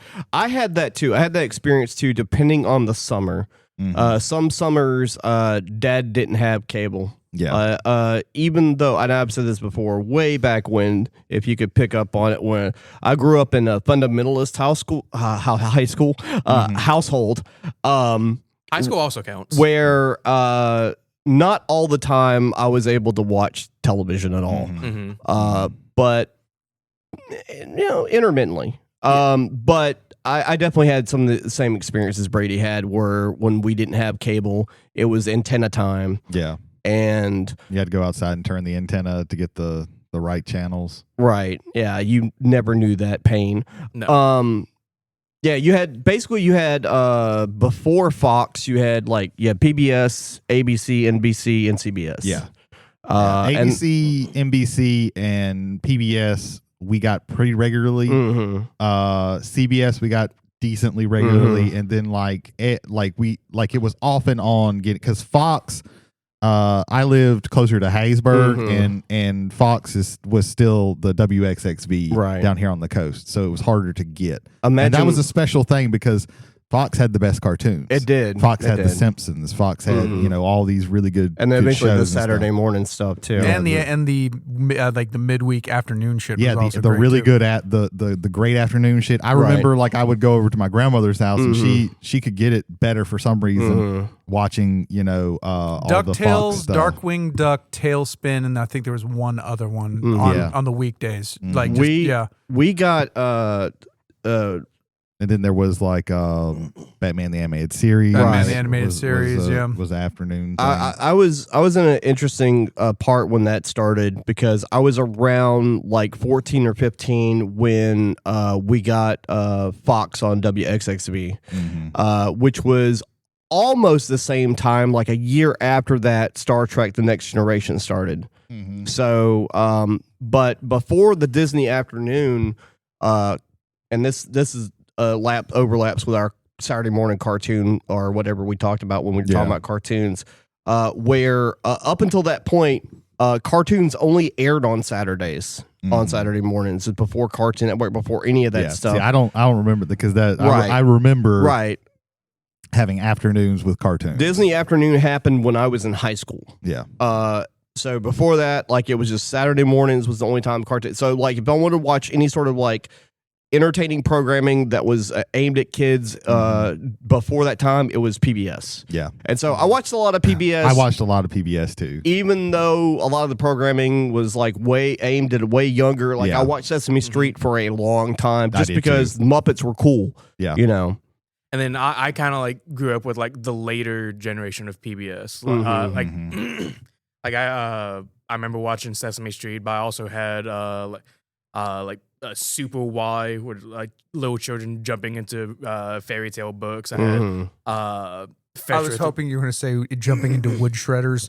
That would have been metal as fuck, dude. I had Bear in the Big Blue House. I enjoyed that a lot. That was Nickelodeon. That was Nickelodeon. Yeah. Nickelodeon. I was if I went over to my cousin's house, they had cable. Yeah. And that's when I got to watch Nickelodeon. So I have memories of watching Rocko's Modern Life, right? Some Ren and Stimpy's. I rented Ren and Stimpy's, but it was All Real Monsters and all that. I would go over there and watch them then, or I got to watch a decent amount of cable because there were some my dad. He ended up having 2 heart transplants, so we spent a lot of time in Birmingham,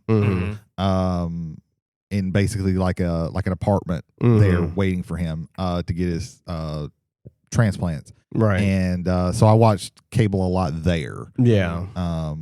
But yeah, Nickelodeon, I didn't get to Nickelodeon, Cartoon Network, and all those. I didn't get to regularly watch until much later. And then Nickelodeon, I'll tell you this: Nickelodeon, not that it sucked in the 80s, but most of their programming before they started introducing things like Double Dare and shit that were mostly shows and cartoons that they got from Canada and shit. You can't do that on television. Yeah. That was a Canadian production, things like that.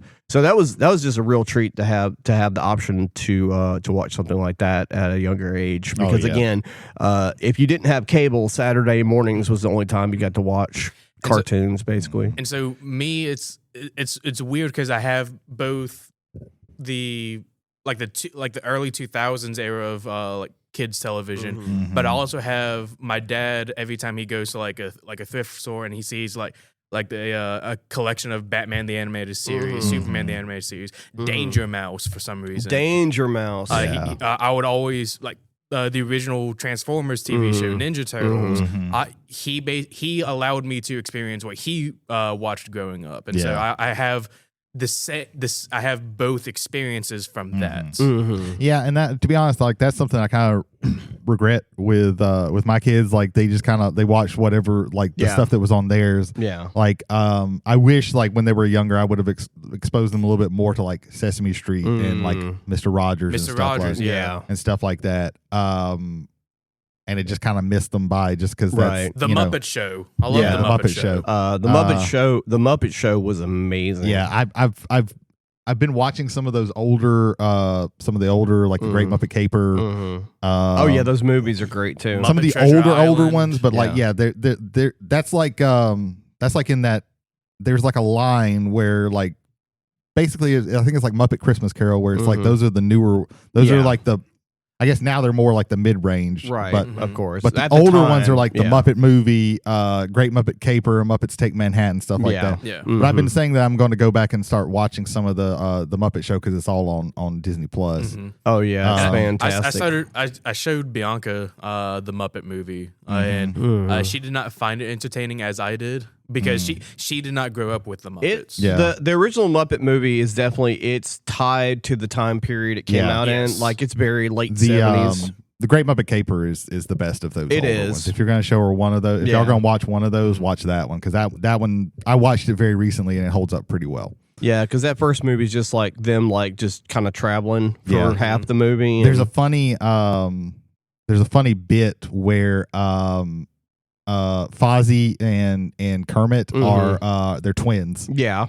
And they're like, how are you twins? You don't look anything alike. And it's like, oh, that's because he's wearing a hat. See, and he put his hat on. Oh yeah, I see it now.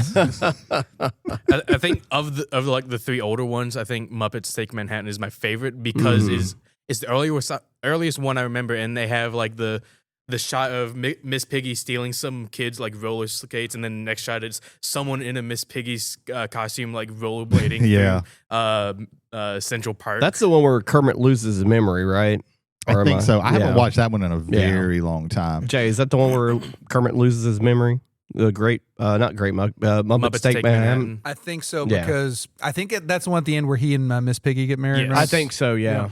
I think so. And then that would have to be he's it helping because out someone at a diner. it's not the Great Muppet Caper. It's not the Muppet. I apologize for disassociating momentarily. You're I just fine. saw the images of the White Lions of Chase Chariot for Old World. The elves on a chariot being drawn by giant white lions. Continue. Yeah. No, we just ended there. It was a good show, everybody. Let's take it down. A big way that I was exposed to different things because I got to watch a lot of stuff on TV when I called it, but it was like renting movies, and I didn't grow up having a Blockbuster. I didn't experience like Blockbuster and all that until I was like in high school. Really, I grew up with my two red light town had two video stores, and there was one it was Shannon's Video that had it was just this old man who just got the weirdest shit, like many weird things. Like all of those, it's not Full Moon, but where their kids thing, what their kids movies that they made, where it's like they found dinosaurs or they found these weird animals that turned into other animals. Animorphs. It wasn't Animorphs. No. Like Full Moon did like low budget horror, mostly like horror and sci-fi they did like movies. Puppet Master, Subspecies, demonic toys, things like that. Subspecies. Yeah. They had a kids like division. I didn't know that. That did these weird ass movies. Oh yeah. And these kids found like there's one where literally these kids find like tiny dinosaurs. Is that Prehysteria? Possibly. I don't know. I can't remember. I remember I watched a video where they brought it up and I was like, oh shit, I remember these. Some Roger Corman shit. But like that's where and they had like the weirdest, like that's where I would rent video games from there. That's where most of the video games that I played was from there. Yeah. But I remember spending loads and loads of time just walking around. Oh yeah, looking at covers. Looking at covers. Yeah. Like there are some covers that you can like. you could say the name of the movie, and I will not. But you show me that's it, Prehysteria. Yeah. I called it. But you show me that cover, and I'm like, oh shit, I remember exactly where in the store that was. They had the horror section right there in the middle, and it was kind of like a triangle of thing. And like, I spent so fucking long. I know those people hated me. To this day, there are movies that I remember the cover and what it looked like, and I never rented it, and I can't remember what it's called, and I'll never be able to watch it. Yeah. There's an old animated sci-fi movie that I will often think about. It was done in it looked like almost rotoscoped. It was that old style looking. And it was like these people were like slaves underground, and one guy gets out and he discovers this sword hilt that doesn't do anything if you're like a living human. Yeah. But if you're not like human, it like actually has a blade and cuts That's through. Orion. The Star Stealer or something like it's that. Orion something. It's 85, 86. But you'd walk through, and you would just find these weird ass things. And you'd be like, oh shit, this is cool. Are my parents gonna let me get this? And it's not rated R, so you can get it. Right. Or sometimes it's rated R, like rented. I don't know how many times I watched RoboCop, and what else did I watch that I really shouldn't have? Well, we'll get to that later. Yeah. But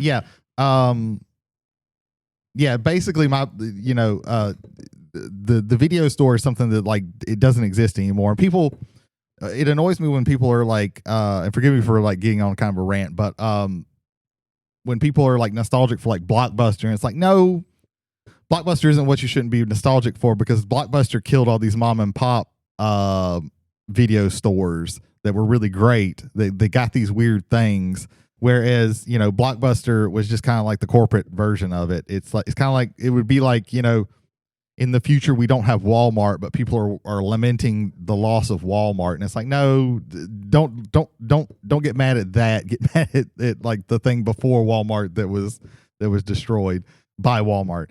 So yeah, what are your, like, did you get to experience, like, it was probably Blockbuster and stuff like that for you, right? It's weird because like it's a period where there was a lot of stuff happening in my family. And the only, I saw that. I didn't know if that was what y'all were talking about. Yeah.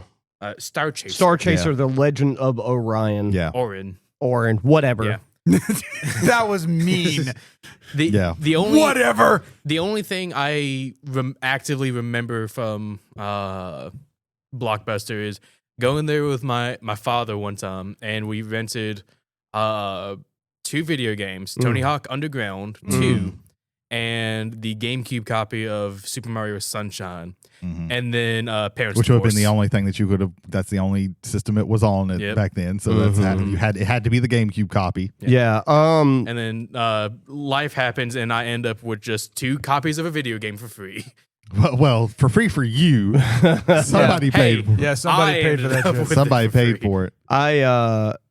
So before Blockbuster opened in Pascagoula, which is a city I've been in most of my life, we had 9 local video stores. Wow. 9. There was literally, you could throw a rock. Wow. The crazy thing though, there was one that was like the big one before Blockbuster opened. It was called something similar to Front Row Video or something like that. And it was bigger than the Blockbuster that we got whenever we got it. It was huge. It was in this gigantic, huge ass fucking building that would be like the size of like a Bass Pro Shop or Academy or something. Maybe not Academy, but it was huge. And they had like new releases and stuff, and they had like an old section or whatever. Most of the mom and pop places, like when you went in there, the videos that were in there were the only videos you were ever going to see in there for the most part. Like they went to a certain point where they kept up with it and then just gave up and eventually would go out of business because, you can't just do that. Yeah. You have to have a constant flow of what the new stuff is or whatever. If they would get a new movie, they would get 1 copy or whatever. And of course, Blockbuster put everybody out of business in that regard because they would get like 20, 30, 40 copies of a movie. They would get that when the PS2 came out. The way we initially played the PS2, we couldn't buy one. You rented it. You rented it. You had to hand them your credit card. Yeah. Like almost literally. Like, Yeah. don't do anything with it. Yeah. We'll bring it back. We swear. And you better get that back because it was a minute over, charging $500 on that sumbitch. Yeah, you had to put like there was like some sort of like you had to give them like a $100 or $200 like advance in case something happened to the system. Yeah. And then that they didn't take it off your card if nothing was wrong with it, but heaven forbid if it actually broke while you had it. Oh yeah, I never had the experience of renting a game system from any place. Maybe back in the day, but like because we would get like usually like Christmas that was like okay you get a game, you get some kind of game system if there's a new one coming out or something like that. So I didn't ever have that, but. Yeah, I mean, we had the experience of like renting because trips to the video store for me was like 2-3 times a week, you know, at some point, but a lot of times it'd be one time a week or whatever. But the great thing about a lot of the older movies and older video games at some of these mom and pop places would be like $1 a day or $2 for a couple of days or whatever. And a Blockbuster started, with $5 for a movie and things like that. Yeah, for mine it was usually if it's not a new release is like $3. Was like $3 a day. They were $3. And there was one that my parents preferred going to because you didn't have to have them back until 6 the next day. But the one that I really liked that had all the really weird shit, it was 4 the next day. And now as an adult, I understand that, especially because my mom was a teacher, and I was like, I don't like. What does it matter? Right, 4 or 6. Right, time has no meaning for me. I'm a child. Right. But it was like it was like $1 a day if it wasn't a new release, which most things weren't. Yeah. So you could really like dig around and find. Yeah, and they cool charged stuff. you for videotapes that weren't rewound all the way back. When you took had them to back. rewind them. They'd be 99 cents. That's just courteous. 99 cents. Be kind of rewind. Until they're charging you, and then it's a chore. Let me tell you what they sold, Ethan, because you may not know about this device. They were usually $10 to $20. It was just a machine you stuck a tape in to rewind it. Yep. Huh. It would rewind it in like 30 seconds though, and then eject it automatically. Yeah. It would save you because that's wear and tear on your VCR because that's a lot of motors and stuff like that. Yeah. Isn't that wild? Oh man, it was really fun having to when you rent a movie. And then it was actually not that great. You had to try and let me adjust the tracking. Let me try and do. To this day, I don't know what fucking tracking is. Yeah, but, that was awful. But yeah. While we're on kind of like the discussion of like older films, older movies, let's talk about like different genres of movies. Okay. One that kind of like stuck out to me was how like experiencing like the horror genre for the first time, and horror was cooler in my generation. I know it's a weird kind of like sitting on the rocking chair, like, but that is a true statement. Oh yeah, because horror movies were typically horror. Like I would also say our generation is where that starts to water down. Like I think of Nightmare on Elm Street. The original Nightmare on Elm Street is a true horror movie, and it's also a true movie. This was done by artisans. Like the wall scene in that, or it's the wall where he's coming out of the wall. Yeah, like that's the blood scene in the Johnny Depp kill. All of that. The blood in the bathtub was done by artists and like true artisans. Like even going down to the carpenters, things like that. These are people who are building practical sets to make the unreal real, and they knocked it out of the park. And I bring up Nightmare because Nightmare went from horror really to horror comedy, which helped because Robert Englund was perfect for that role because he could balance being horrific but also putting a funny edge to it. Yeah. The first Nightmares 1 and 2, he's more of a horror villain. He's more of a horror comedic villain at the end because he's literally making jokes almost all the time. Especially in the second one. Yep. For me, so like it being just a little bit older than Jay, I can look back and look at like different pockets of time where like from the early 80s until the mid to like maybe 87, 88, if you knew someone like a relative, or if you were lucky enough to have rich parents, and I'm not joking, that had HBO or Cinemax, you were in happy land all the time. Because here's the thing.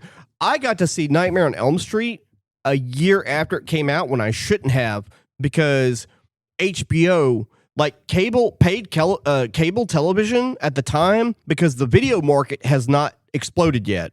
Like, not just talking about rentals, but nobody could afford the tapes because the tapes were $100. And in some regards, that stayed all the way through the 80s. It was until Top Gun. Top Gun was the first movie that was under $30. It was like $26 or $27. That was the first movie that was affordable, right?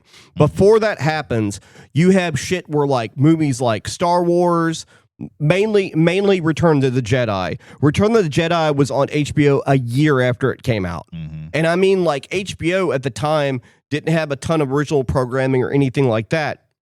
So what that meant was they showed 6 movies a day. And when I mean 6 movies a day, they showed Back to the Future, and then they showed, like, you know, some other random movie, and they showed Back to the Future, and they did that like all throughout the month. So, for example, when I was 13 or 14, and I was over at my grandma's house, and she had a TV in the den, and everybody was asleep, and I snuck in there. Did Grandma have HBO? Grandma had HBO for a short period of time, and I watched Nightmare on Elm Street. It was not my first horror movie, but it was my first modern horror movie, because, you know, I would catch older stuff on TV when I could, like the old black and white stuff or whatever, because I watched... If you waited till after Saturday Night Live, or you could, over on WDSU that came out in New Orleans, you got Morgus the Magnificent. I did with not... His, with his regular horror movies I that wish, he would host. I wish I had that. I did not get the horror host childhood experience. And so, I never really got that. And so y'all grew up in an age where the horror genre was being established, and it's reestablished. Reestablished. And again, before the video market boom, everything was on cable within 6 months to a year, because they needed to make their money up somewhere. So I was exposed to a lot of shit that in just a few years' time you wouldn't be exposed to unless you actually had to go out and find it yourself. It wouldn't just be... It's like a lot of people say, like, music sucks. Well, music doesn't suck now. You just have to go find it. It used to be spoon-fed to you through MTV when MTV didn't suck. You used to just Saturday night or Sunday night, depending on if you wanted to watch metal or alternative music, even before the Nirvana grunge explosion, you had options just to turn your TV on, and there was new music for you. Well, also, when people say stuff like that, they like you remember, like, the stuff that we remember from the 80s is just the stuff that was good and survived. So there was a lot of bad shit. So that's why, like, we don't remember the bad shit when it was playing in the 70s, 80s, 60s. You know, right? Or we violently remember it because it's like, oh my god, what the fuck? For is this example, shit? go ahead. I was just gonna give, like, so a lot of my exposure to horror, I wasn't really interested in horror until I was a little bit older. A lot of my exposure was because it scared the shit out of me, because I remember, like, some of the things that I remember most vividly, in, like, really mostly what I remember most vividly of when it's like a video cover of walking around in the video store, was the horror section. Because I knew I can't rent any of this stuff, but I'm gonna sit here and I'm gonna look at every single one of these, and the weird shit, and the video, the one where, you know, this is like a drawing of this hot lady in like a negligee, and she's getting and a gigantic cockroach that's like her entire body size is like biting her in the neck, and I'm like, Jesus fucking Christ. But that's The Nest. But but a lot of what I got exposed to was back in the day when they would do. So there's this writer named Stephen King. I don't know if you ever heard of him. Absolutely not. But they used to adapt a lot of his books into television like limited miniseries. And my parents would watch them. The Langoliers, Tommy Knockers. Sometimes they come back. Sometimes they come back. Yeah. And that's what I remember Tommyknockers very vividly. Mhm. I remember it very vividly, and I would close. Mhm. My parents were like, "Hey, if it's on network television, it cannot be bad." Right. So they would watch, and my mom to her dying day I would be like, "You let me watch it as a child." And she was like, "No, I didn't," and I was like, "Yes, you did." And so, I haven't watched it as an adult, but you let me watch it because I remember the fucking Tim Curry opening his mouth and then like rows of teeth coming out, and I was like, "What the fuck?" Right. So I'm going to talk about something for a minute here. Specifically, one of the reasons why Saturday morning cartoons were so cool is because most of the rest, at least for a kid, I imagine some of the adults might have enjoyed some of the program or whatever, but for example, 1985, it's like 1985 was a great year. It was a good year for music. It was a good year for movies. We have Back to the Future, whatever. It was not a good year outside of cartoons for television, especially for anybody in their younger years or teenagers or whatever, because television was awful. It was absolutely terrible because it was loaded down with daytime soap operas and nighttime soap operas. So you had soap operas all over the place. Yeah. In fact, even shows that weren't soap operas had those elements to them, like The Love Boat, Fantasy Island. Now, I did watch Fantasy Island as a young child, and I enjoyed it somewhat because it was a weird show, very strange. Now, we had Dukes of Hazzard. That was fucking rad. That was a really rad show because you had like fucking car chases and shit like that or whatever. But then there were so many, like I enjoy a good cop melodrama now, but my God, the early to mid 80s, it was nothing but cop melodramas and mystery shows. Yeah. Well, even in like the 90s when I was a kid, like I was born in the 80s, but I was a child of the 90s, really. Good God, how many times I watched a Law and Order or a Homicide Life on the Street, and I was just like, please shoot me. Shoot me now. Right. Because if you wanted to watch like we had like in my brother's room, my brother was like 10 years older than me, so it was really like that was kind of my room. Right. He moved out when he was like a senior. Yeah. To take care of my grandmother. Right. But there we had a very small TV in that room with the video game console. Yeah. So if you wanted to play if I wanted to play his NES, I could go in there. But if I wanted to watch TV, I could only watch it in the living room. And I had to watch mostly. They would let me, I could get away with watching stuff like Saturday mornings or in the afternoons or something like that. But at night, I had to watch whatever the fuck they wanted to watch. Yeah, and I had to watch, fucking Homicide Life on the Street. Goddamn, that fucking show. And see, for me, like the option for because one of the reasons for me that we were allowed to, like when I was over at my cousin's house or whatever, when we didn't have a TV at home because Pentecostals, but during the Satanic Panic. But I was over my cousins, or actually I was over my aunt and uncle's one time. We were in the middle of the fucking woods. Somehow they got the best signals or whatever. Saturday morning cartoons, going back to that just for a brief moment, the adults didn't have a fucking choice if the TV was on because they didn't show sports at 10 o'clock in the morning back then. They showed cartoons. That was it. Cartoon time until like 11 o'clock in the morning on all three channels. That was it. And PBS. And PBS for that matter. And I have no fucking idea what my parents did Saturday mornings because I was glued to the television They set. were doing yard work. They were doing maybe They I were don't planting know. a garden while you were watching. I have no something. fucking idea. Also, real quick, if the president had to tell you something, Yeah. your whole night was shot. Oh yeah. Yeah. Like it was hours of shit. God forbid that happened during The Simpsons. Jesus Christ. It happened frequently, and it was all, and it would just cut whatever time was in the show you're watching. We're going now to the White House where President Reagan is going to talk with you for 30 minutes, and we're going to explain it for 2 hours afterward. Yeah. Now, people that are in like the older part of the cast's generation might like scream at me like, "Oh, you said the 80s television was awful because we had Knight Rider." We had Buck Rogers. It's like, yes, we did. Buck Rogers lasted 2 seasons. Knight Rider lasted more seasons than it needed to, unfortunately. That show kept going off the rails. Yeah. Y'all had Knight Rider. We had Viper. Oh man, I've seen Viper. Oh man, I loved Viper. Yeah. I will not watch it now because I know that it's a terrible show. It stands up as much as Street Hawk, Ooh. which is a motorcycle version of Knight Rider with a less charismatic actor.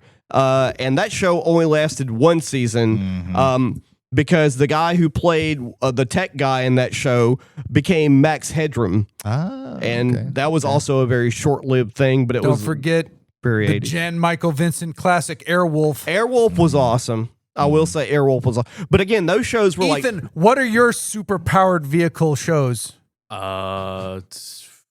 Really fell out of fashion in the 2000s. Yeah. Like it it fell really, out of fashions in the 90s, really. we had Viper, sir. You had Viper. I That don't was it, think though. I had anything like that, Dude. The only thing I could equate, I don't think that like, made it somehow seem- equate. I'm very curious about this answer. Yeah. The only thing I could equate it is like Power Rangers whenever they do like the formation of the Megatron. That's the That's Megazord. Yeah. No, that's not. Megazord. That's not fair. The Megazord. Megazord. Yeah, my apologies. Megatron is Is a a villain. Transformer. Nope. He's a Decepticon. Name him properly. That is In the show Transformers, You know, it's a Decepticon. it's funny, The Megazord is what I was referring to. Jay mentions Airwolf, and it really, like, in hindsight, reminds me of how lame A-Team's, like, signature vehicle was, because it was just a van. What the fuck? The van was cool. It was just a van, though, man. Airwolf, you had a giant fucking helicopter with Yes, but missiles. what did that van contain? The A-Team. It did contain the A-Team. I will say that. What did Airwolf have? Jan Michael Vincent. That's And it. missiles. I feel like I'm in an interesting place when it comes to like, because like I was born in the 80s, but I was like, You remember I was growing born up in in the 86, 90s. so like the time that I actually remember growing up, but I also have like a lot of like older things because I had a brother who was like 10 years older than me. Right. the like, time you gain cognition. so all the stuff that like is in all the posters and stuff and is in his rooms is like the Karate Kid and stuff like that. I think it was like Karate Kid Part 2 actually, but I can't remember exactly. But like it was like older stuff. Right. So like I didn't realize until like later that like things like The Simpsons and Teenage Mutant Ninja Turtles are technically like 80s things. Right. It was like late 80s. Because they kept going. Because they kept going so The far. overlap, yeah. But yeah, like things like that is I'm in this weird because where like I have a lot of overlap with the 80s, but I didn't like grow up I didn't grow up watching like Thundercats and He-Man and all these things, but I did grow up watching things that like from the if they bled from the late 80s into the 90s, that's where I started watching. I have a similar experience because I was born in 72, which means like I was 8 in 1980. So up until that point, you know, when I was old enough to in my memory currently to remember what I was watching on Saturday mornings, if you look up on Wikipedia and look up Saturday morning cartoons from like 1977, 1978, most of them are like reruns of like shows that they've had forever, like Scooby-Doo. The one season of Scooby-Doo that they made in like 68 I ran love for Scooby-Doo. Well, you're about to love hearing this. Scooby-Doo, where are you? I loved it. Scooby-Doo, where are you? There were like 40 episodes that they aired for 40 fucking years, the same 40 episodes. Hanna-Barbera cartoons like Space Ghost, not Coast to Coast, just Space Ghost, Huckleberry Hound and all that shit. It was nothing but that. Yeah. It mostly. A lot of that stuff I was exposed to more from because Scooby-Doo wasn't like really on anywhere. Right. I was exposed to like I don't even know where we got it. I have a videotape where it's like 2 episodes of Scooby-Doo. So I watched the same 2 episodes of Scooby-Doo. I think maybe even 1 episode of Scooby-Doo over and over and over and over again. You'd get, a VHS of Teenage Mutant Ninja Turtles from Pizza Hut. Yep. And I watched that one, or maybe McDonald's, I can't remember, but I watched that one over and over again. Somehow I got the first like 3 or 4 episodes of Teenage Mutant Ninja Turtles. And I watched that shit over and over and over again. Like a lot of like the older stuff, that's how I was exposed to it. Was we somehow somebody bought a videotape sometime. I also had she's basically like an aunt, but she never had kids, so like she would like, and she had, for some reason, she had Disney Channel, and this was back when Disney Channel was a paid channel with no commercials. No commercials. I remember that Masterpiece Theater. She would tape just random shit on there. And I had like a whole like shelf of just videotapes of things that she she had cable and HBO and like Disney Channel, so she would just like randomly, like if she saw like a cartoon show, she would just tape it and give it to me, and that's how I was exposed to a lot of that stuff. Chip and Dale. Yeah. I remember one thing about Disney Channel when I was at my grandma's house one time. They made a big deal about Pollyanna's coming to Disney Channel, the Haley Mills movie. Oh yeah. They made a big deal about it, and then it was on Disney Channel for like a year or 2 years every week. One thing too about cartoons before we move on, because I don't want to stick on cartoons for too much longer, but there was a weird moment in time where, like, I think it was like around 87 or maybe 88 or whatever, where like every fucking show that was originally like from the 60s and 70s, all of a sudden they made kid versions of the show. You had Flintstone Kids, you had Scooby-Doo Kids, whatever it was called. It was weird. Those I watched later when you how did I watch those? I can't remember, but yeah, well, the I remember Flintstones watching also. those You later. had the Flintstones where Bam Bam and Pebbles. Pebbles Were Jesus teenagers. Christ. Yeah, where they grew up. Like they hadn't all grown up. That was a different. That was the new Flintstones. Yeah. I think that was just called Bam Bam and Pebbles. It might have There been was like a Bam Bam and there was a Pebbles. Bam Bam and They Pebbles had show. a band, and I remember that. Everybody had a band with those old. But there was the cartoons. Flintstone Kids, where there was just like miniature versions of Fred and Wilma. That shit was Muppet Babies. We had Muppet Babies. Muppet Babies. Yeah, there was a trend for a while where that was a thing. I remember Baby Tunes. So it was like Looney Tunes, but babies. Well, we when I was growing up, we had Tiny Toons. That's what it was. Tiny Tunes. Toons. Tiny Toons was great. Tiny Toons was great. Tiny Toons, Animaniacs. I was older for that. The nerds really liked Animaniacs. Yeah. I remember a Coast Con where that show had been out for a year, and we were waiting for the talent show to start.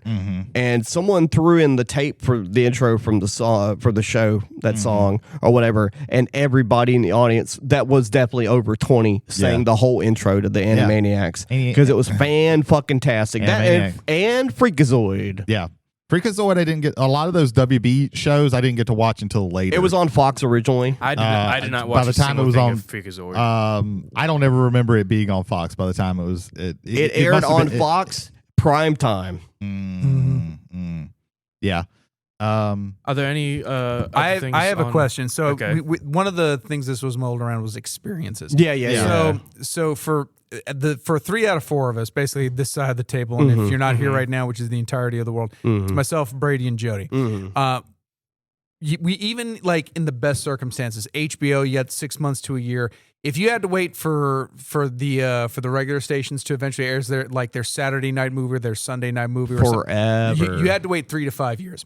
If not longer. Alien 2, I think, was shown on CBS the year Terminator 2 came out, and that's a 6-year gap. Right. Ethan, with you are right now like have grown up in and are still in. I think in like the tail ends of this is the time when people have had the most opportunity to put their hands on all of this media. Everything. Media that's come beforehand, media that's out now, media that is yet to come about, because we're getting trailers and previews for everything every day, some new photo or video clip and things like that. And it comes in, like I said, it comes in JPEG form, it comes in TikTok video There's form. so it comes many in YouTube waves form. of exposure to new Content. things coming out. It's I'm called gonna- content. I'm going to now. ask you this question. Okay. Do you appreciate this? Yes. Because to me, like, and I'm not saying Surgeon, if I had grown up in this, like, growing up with what I did was like, I was grateful to have like any of the access Anything. that I had. yeah. Anything. Period. Because if you couldn't get to the Anything. movie theater, it was 6 months to 5 years in a huge, depending on what your access points were, to be able to do that. Now, it's like a show, like a movie's out of theaters, and then a month later, like, it's on digital. If you want to get that to buy forever, you can just have it, like, or at least buy the rights to it forever, and we can get to that Quote, unquote, argument forever. later. Yeah. Yeah. But I don't know if I could appreciate that, because I don't think I appreciate it now, because there's so much stuff I want to watch, overwhelming, and I don't do it Yeah. because there's so much stuff I want to watch. That's like, what true, do too. I focus on? Yeah, there is one more retro thing I do want to talk about real quick, and it's actually kind of transitioned into the way things are now. And so back in the, like, I want to say, like, it started in the early 70s and didn't really end until probably the early 90s, as mainly networks doing this. There was this thing, we were talking about Stephen King, but that was like, you know, a licensed property. Studios had movies called Movie of the Week. Now, the Movie of the Week could be a movie that they just have, like Steve Martin's The Jerk or whatever, but typically the studios made movies in-house to show on their own station because it was cheaper for them to do that than it was for them to license other things. And there were some very interesting original stories that were told that way. But now you have the same thing that happens with Netflix. You have made for Netflix movies and TV. Hulu You have HBO. HBO. HBO has TV shows that's made for only HBO that eventually they cancel, so they don't have to pay their actors and then put it on another platform. That's another show entirely. But you do have all these different, like, streaming services now. Like, well, no, hold on. I think there's a bit of a thing there. How does it feel? Once again, I'm pointing to Ethan on this. Okay. How does it feel like you're watching a series and, like, this is really good, I can't wait for the next season, and the company that produced it just breaks it off, say, no, we're done. It didn't get either the streaming numbers or it's not getting like social media stuff or something like that. I'm curious on Ethan, because I'm pretty sure I know this side of the table. I want to know what this man living in this moment. Well, before we get to his answer, I just want to throw in the fact that like, not even that long ago, like, Ethan probably remembers this, like a show could, like, not be good for the first couple of seasons but still go on. Like, you know, famously, Star Trek The Next Generation, people said, was it the first 2 seasons? The first 2 seasons are at best muddled. Seinfeld almost got canceled multiple times early on. But, like, nowadays, like, you have to come out of the gate, like, you have to come out swinging. You have to come out swinging, or you're to actually have, like, a foothold in anything. Shows from that Netflix would do jokes about, oh, we get canceled after 3 seasons, like making it past 3 seasons, or sometimes 1 season is like an accomplishment, because you have to be so high right out the gate, like, you can't not be the greatest thing ever. So how does that, like, the difference? So it's, if I'm invested in a show and I want to continue to see, I want to see how the story fleshes out. I want to see these characters progress in their own sense. And out of the blue, network goes, okay, show's canceled, either not enough funding, not enough viewership, or anything like that, and it completely dies. I'm pissed, because it is a show that I genuinely enjoyed, that allowed me to take focus off of the difficulties and obstacles of my normal life and just dive into it's hard to get invested nowadays. Dive into a fantasy that I want to experience. For example, for me, like, I just started watching The Boys because they're about to come out with, like, season 5 or whatever. And I just started watching it recently because I don't want to be invested in a show while it's running until it's got a couple seasons behind it. And that, to me, is another change. So you mentioned you got invested in The Boys at season 5, but it's already got 5 seasons worth into it. You keep going back to Suits. You just but that had a run, and that run completed. So there isn't this worry about when is it going to end. You know where it ended. Right. So you can start and end. For the older generation at this table, you either got in on the ground floor, or if it was 3, maybe you caught in mid-season, and then somewhere along the line you were able to pick up everything, whether it got in syndication or something like that. But if you wanted to watch a show fresh, you had to be there at ground floor, because they're not going to replay that season until it goes 100 episodes, and now it's going to be in syndication on some other weird day and time. I have a show like that. Netflix came out with a show called The Order, which is basically, imagine if you had a wizard school in high school that was completely, it was inside of the high school, but, like, normal mortals had no idea about it, and you're trying to camouflage it while dealing with regular human society and magical society. And I was invested in it, and season 2 ended off with, like, this big like cliffhanger, like one of the main character dies, and another character is like contracted to a demon. They're trying to figure out how do we break this contract, and there's a lot of like moving pieces that sets up for like an amazing season. And then a week later, after season 2 finishes, Netflix goes, okay, no more order. The order has been canceled. I'm like, what the fuck? What have I spent the past like 4 months investing in it? Yeah, they did that recently. Well, not recently, but there was a show that I watched. It was called, when it came out, it was called like I'm not okay with this. Yeah. And basically, they ended the season with a big ass cliffhanger, and then COVID happened. And they were like, well, the streaming numbers weren't that great anyway. And just said, fuck it. We don't care. Yeah. And that makes me very sad. And then specifically with COVID, there was a lot of shows that ended up like cutting loose because of actors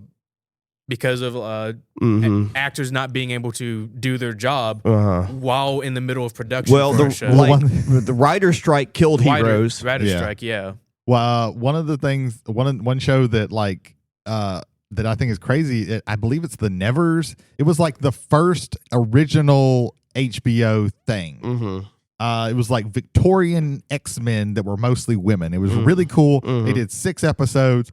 And they were like, this is part 1 of season 1. And we're going to come back and do part 2. And they did. And they never came back. Now, I think part of that is because I think Joss Whedon was the writer, and this was before shit went pear-shaped for him. Right. But yeah, it was really disappointing because it was a big cliffhanger that they left it out all up on. And that happens like very often. It's very hard to get invested in things.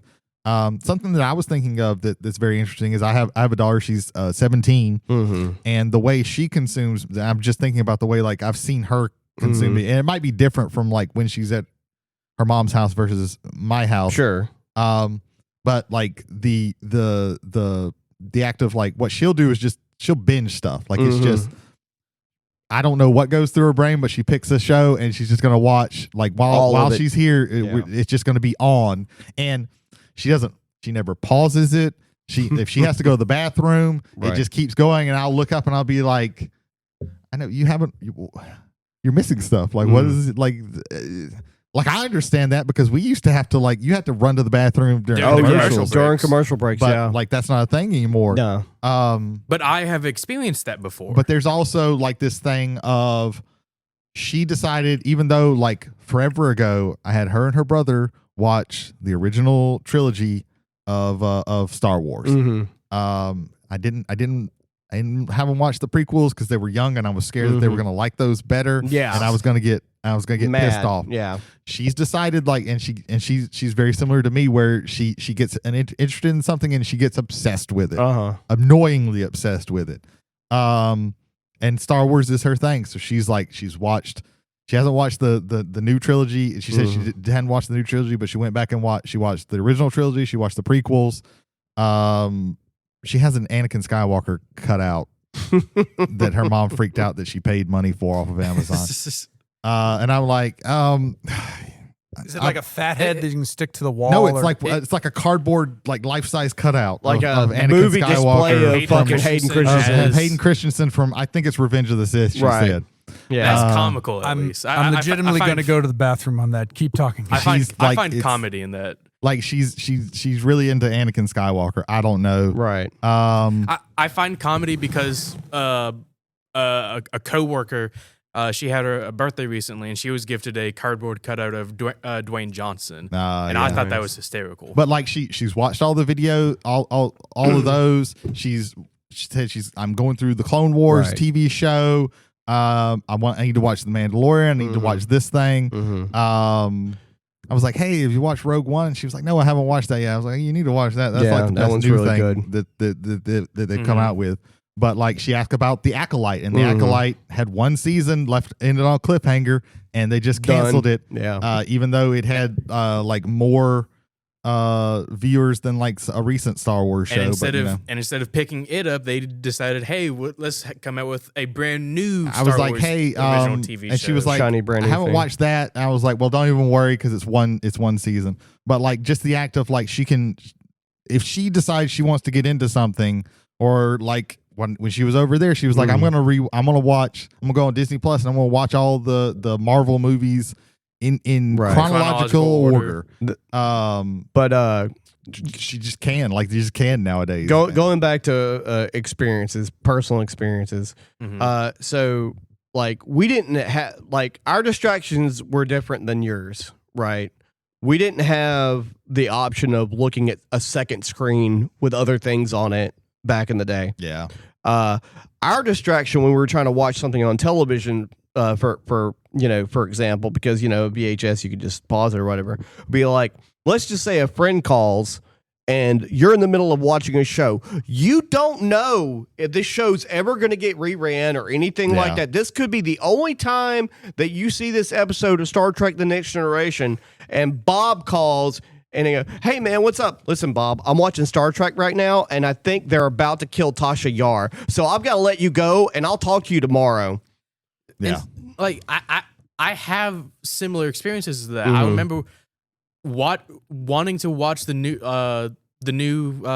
Cartoon Network episode of something, and commercial break happens.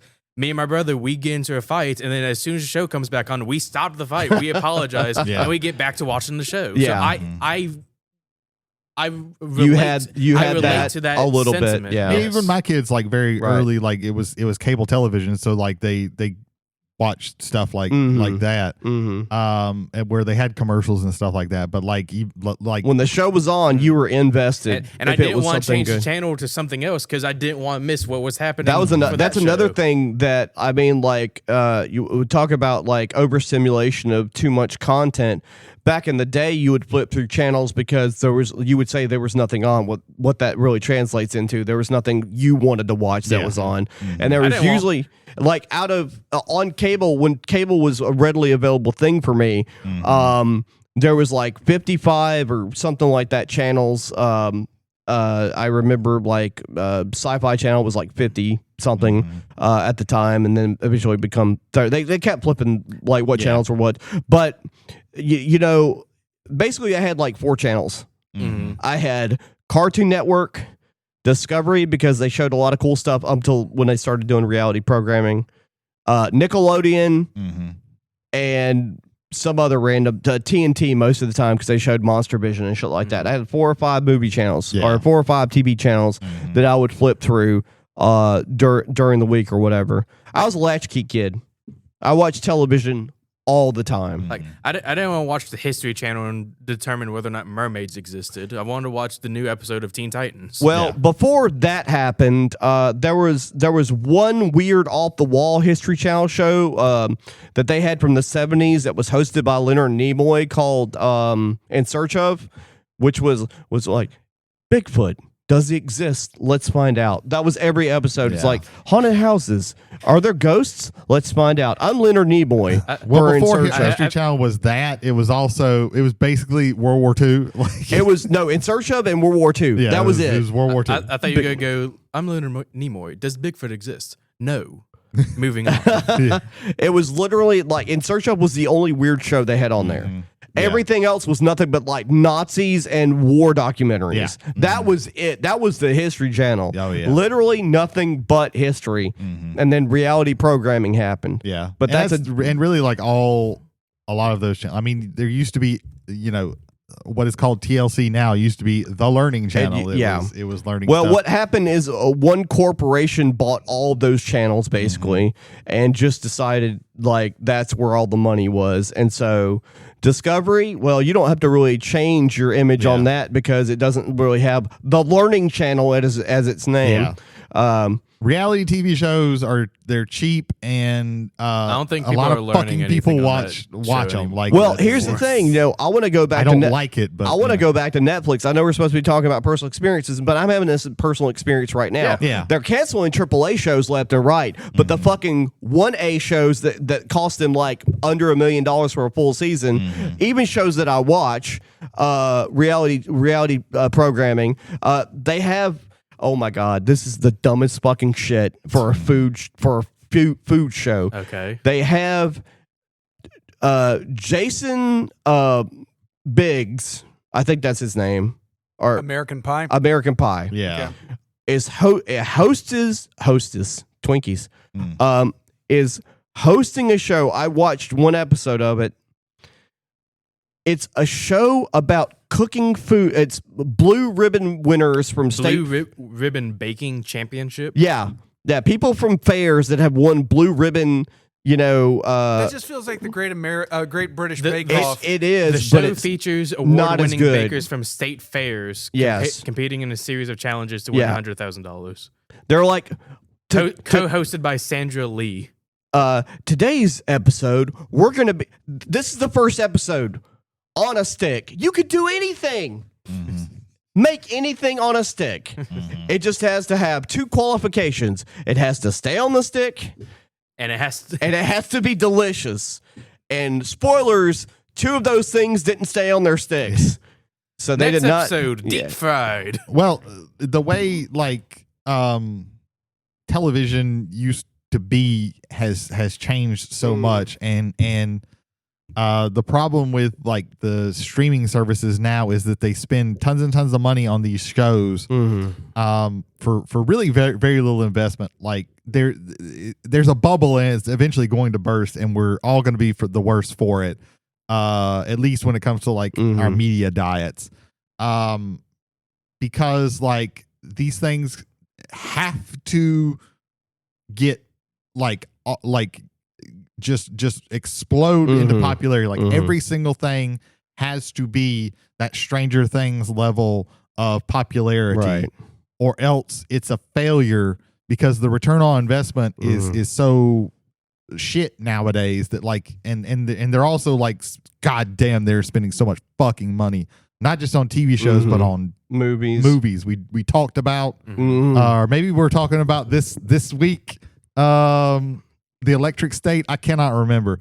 And Yeah. To be determined. To be determined. the gross Right. product of a small country is what they spent on a fucking movie. I'm gonna That absolutely bombed. I'm gonna dial it back for a minute and go back to our personal experiences with things. I'm also at fault. Rails, we don't need them. No. Where we're going, we don't need rails. We Okay. also don't need tires. So Ethan, imagine this. Uh-huh. Okay. I'm All right. imagining. Imagine this. All right. You're like, somewhere between 10 and 12 years old, and a movie comes out. Let's just say you get it on cable, around that time period. Let's just say it's Back to the Future. Okay. Do you like Back to the Future? What's a movie you love, Ethan? What's your time frame? Let's go with How to Train Your Dragon. Okay. Let's go with that time frame. How old were you when you saw that the first time?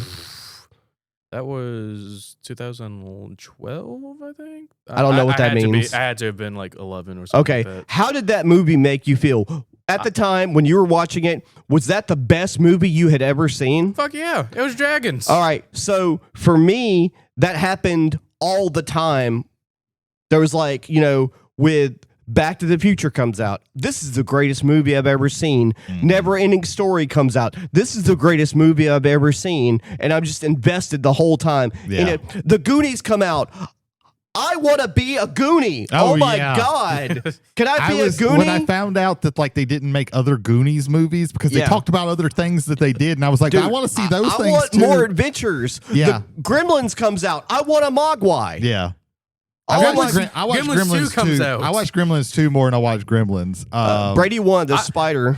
I No, liked the spider one Gremlins the spider freaked me out. The twins freaked me out.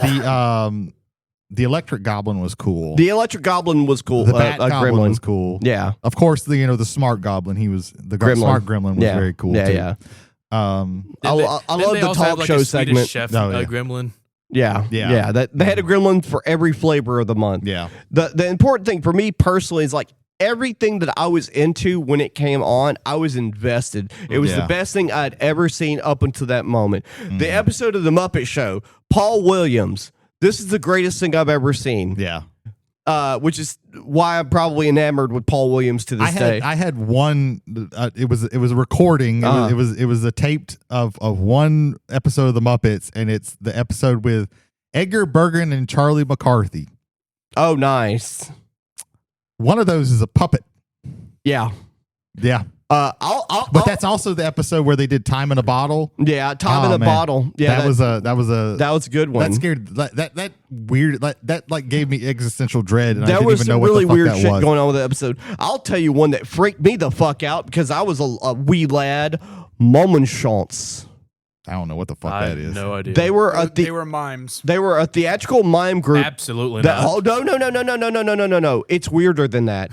So they wore black suits, right? Okay. They wore spandex black suits, and they would do shit like for one little thing they would put like clay on their fake faces and then morph them into other weird looking faces while they were like doing their thing.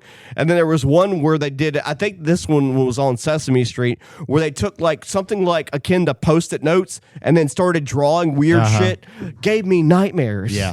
What was it called again? Momenchance. I want to back up to what you said because it brought something to my brain that I want to get out. Where you talked about Jody. When you watch something, it was like the greatest thing that you've ever seen. Yeah. I took the kids one time to see because they had they put they had a showing of Spirited Away, the Miyazaki film. Yeah. And I took them to go, or I took my daughter. I can't remember if my son was there, but I remember my daughter was there definitely, and she watched it. And then afterwards, walking out of the theater, I think that's my favorite movie. Now that didn't last very long. Right, of course. She found a new favorite later on. That happens. And I was very sad. It'll circle back. Yeah. But like I think that still is kind of that's kind of a thing that transcends generations. Yeah, for sure. Where I'm like chasing that. I'm constantly chasing when you that. watch something so good. Oh yeah, like as an adult watching something that like really makes you feel very strongly and like inspires you. There's been times where I've watched a really good movie and I'm just like, oh, that's a really good movie, but like when it really hits you, it's like, oh shit. Because it doesn't happen as often as an adult. Right, because that's like, Ethan says he watched How to Train Your Dragon when he was like 11 or whatever. Yeah. I watched that 2 weeks ago for the first time. Yeah. I had not the same experience, but I was like, this is a really good movie. It tugged on my heartstrings or whatever. I watched the second one. And the third one is, I think the third one's on Prime. Possibly. I can't it's remember. on one of those streaming services that I have. It's not on Netflix, actually. Currently, both 1 and 2 left recently. So I think it's on Prime. I want to say it's on Prime. So I need to watch that. The last thing I kind of want to like hit on is more so, and I apologize that I don't know if you're gonna have a lot of discussion because I know you don't really like the. That's a good way to whole start. lot, Jay. That's a good way to start. Yeah. The stigma when it comes to anime. Okay. Anime. When I was growing up, anime was one of those things where it was like, like nerdy kids watch anime, they get bullied on in school for it, so it kind of like deterred me from watching it. Also, so I don't know if that's the same experience. Generational differences definitely come into play here. Yeah, because you got to watch that shit on television. I had to rent that shit on VHS when I was much an adult. I was about to say like you didn't get with the anime that you got was like. Voltron for me, it was Voltron and like I didn't even like Voltron was not something that I got to see until too later. Old. Yeah. But like the closest thing to anime was like Speed Racer. Like again, like that didn't start airing for me until it was on MTV when I was in my 20s. So. Like the and I didn't like this was a new concept to me. they got in like the first like 3 videotapes of Robotech, and there were like 2 episodes apiece. And I was like, okay, they've got 3 things in. That's got to be the whole thing. No. And yeah, I watched like learned that the hard way too. like 3 to 6 episodes, and I was like, oh, we brought them back, and it was like, there's nothing, like they didn't finish the story. What is this? And also, when I And I was was like, this is the coolest shit I've ever seen. also, I know this is aimed at Jay, but I'm gonna answer this for myself personally, because in my time period, it wasn't known as anime; it was just another cartoon. We didn't even know it was Japanese. All I knew is that it had badass animation and looked better than most of the other shit that was going on. But we would just talk, you would talk to your school friends and be like, man, did you watch an episode of Silverhawks last night or some shit? Or not last night, but like yesterday or whatever. Like those were the conversations. It wasn't like a super niche thing. It was just another cartoon show. Yeah. Up until the almost late 90s when it started airing. Toonami started airing. Toonami was like the big that was thing. the beginning of it in the late 90s. That is like the thing that really brings a lot of that, because there is like some stuff that was like hard to find. Like if you were an adult, you could like there was tape trading and all this shit. But like that didn't exist for a child. We lived in Mississippi, and the actual internet as we know it didn't exist. If the video store didn't get these like, because I remember I watched Robotech, Speed Racer, things if the like video that. store didn't have it, you didn't get to watch it. I can't. There's got to be something else that I did see, but like I can't. Like it doesn't. Nothing registered. But those are the ones that I remember like actually being able to see before, like hearing about like, oh, there's this thing called Dragon Ball Z. Oh, yeah, right. Hey, there's this thing. Dragon Ball Z is, to me, the watershed moment for all anime in the United States. And I say that because that one appears on Cartoon Network. It appears on the Toonami weekday blog. And depending on your generation, I will say this, I'm on the extreme side, is that I fucking hate Dragon Ball Z. I hate everything about it. I can't watch most of it now. Like I could watch like little pieces, it's but like cringe. I can't sit there and watch because it just like there's like the way they pace everything. The pacing is way too fucking slow. Oh I agree with that. That can literally be done in minutes. What takes episodes in order for them to do. That's my major problem with that. But from what I've seen, this is anecdotal. I graduate high school in 98. If we go to, say, 2001, which would be the next set of high schoolers that I had no connection to. These were 9th graders, that 10, 11, 12, I'm nowhere around. Yeah. That percentage starts to shift more toward they like it. Sure. And then the next 3 after that, I think it's strongly they like it. Yeah. Anime came in a time where I was just figuring out who I was, and I didn't want to have anything to do with anime. Right. And for the most part, I still don't want to have anything to do with anime. Right. As those generations got younger and younger, and it has become more and more of a part of our culture. Right. Not just nerd culture, but actual like Culture. pop culture. Yeah. Right.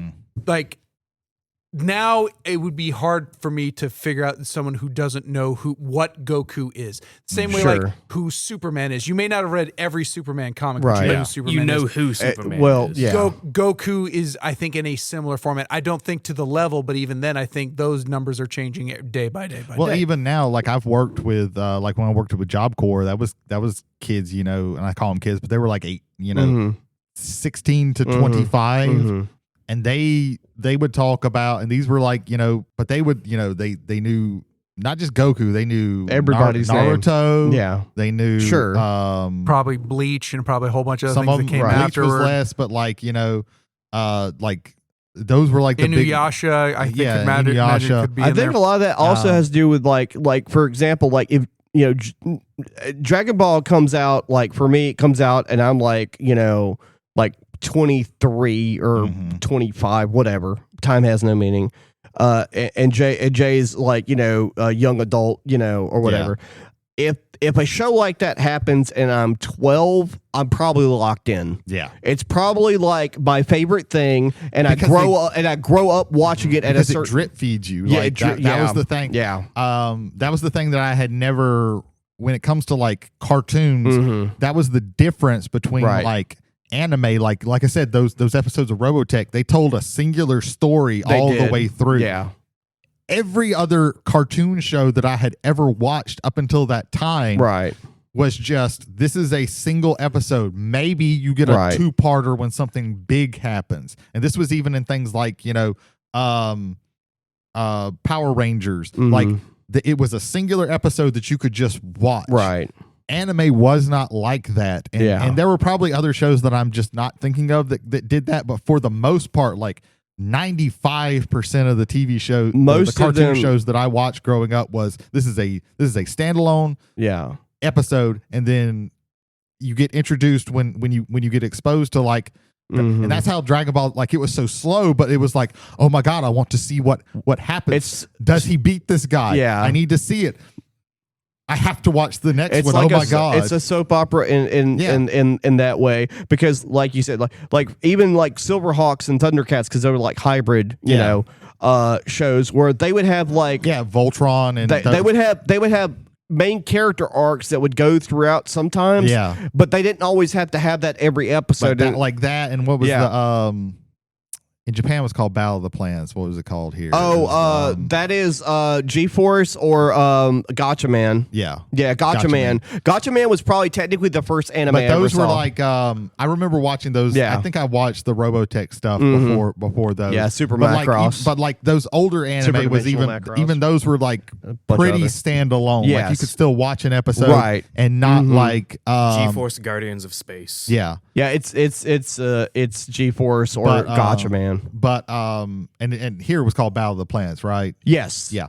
Where they had like Casey Kasem do it in between. Yeah, but things those- there. 1972 Science Ninja Team Gatchaman. Yeah. But those older ones, they were less serialized. Like you said, they would have some like overarching things. But most of the and time, things would sometimes change. yeah, But for the most part, like it wasn't until like those more like late 80s, 90s ones like Dragon Ball Z, like yeah. like even Dragon Ball is Right. like mostly Well, Speed Racer had like a ongoing story arc, up to a point. but Until- that one for the most part though, you could still like watch. Like I remember didn't have to renting. follow I it. remember renting Yeah.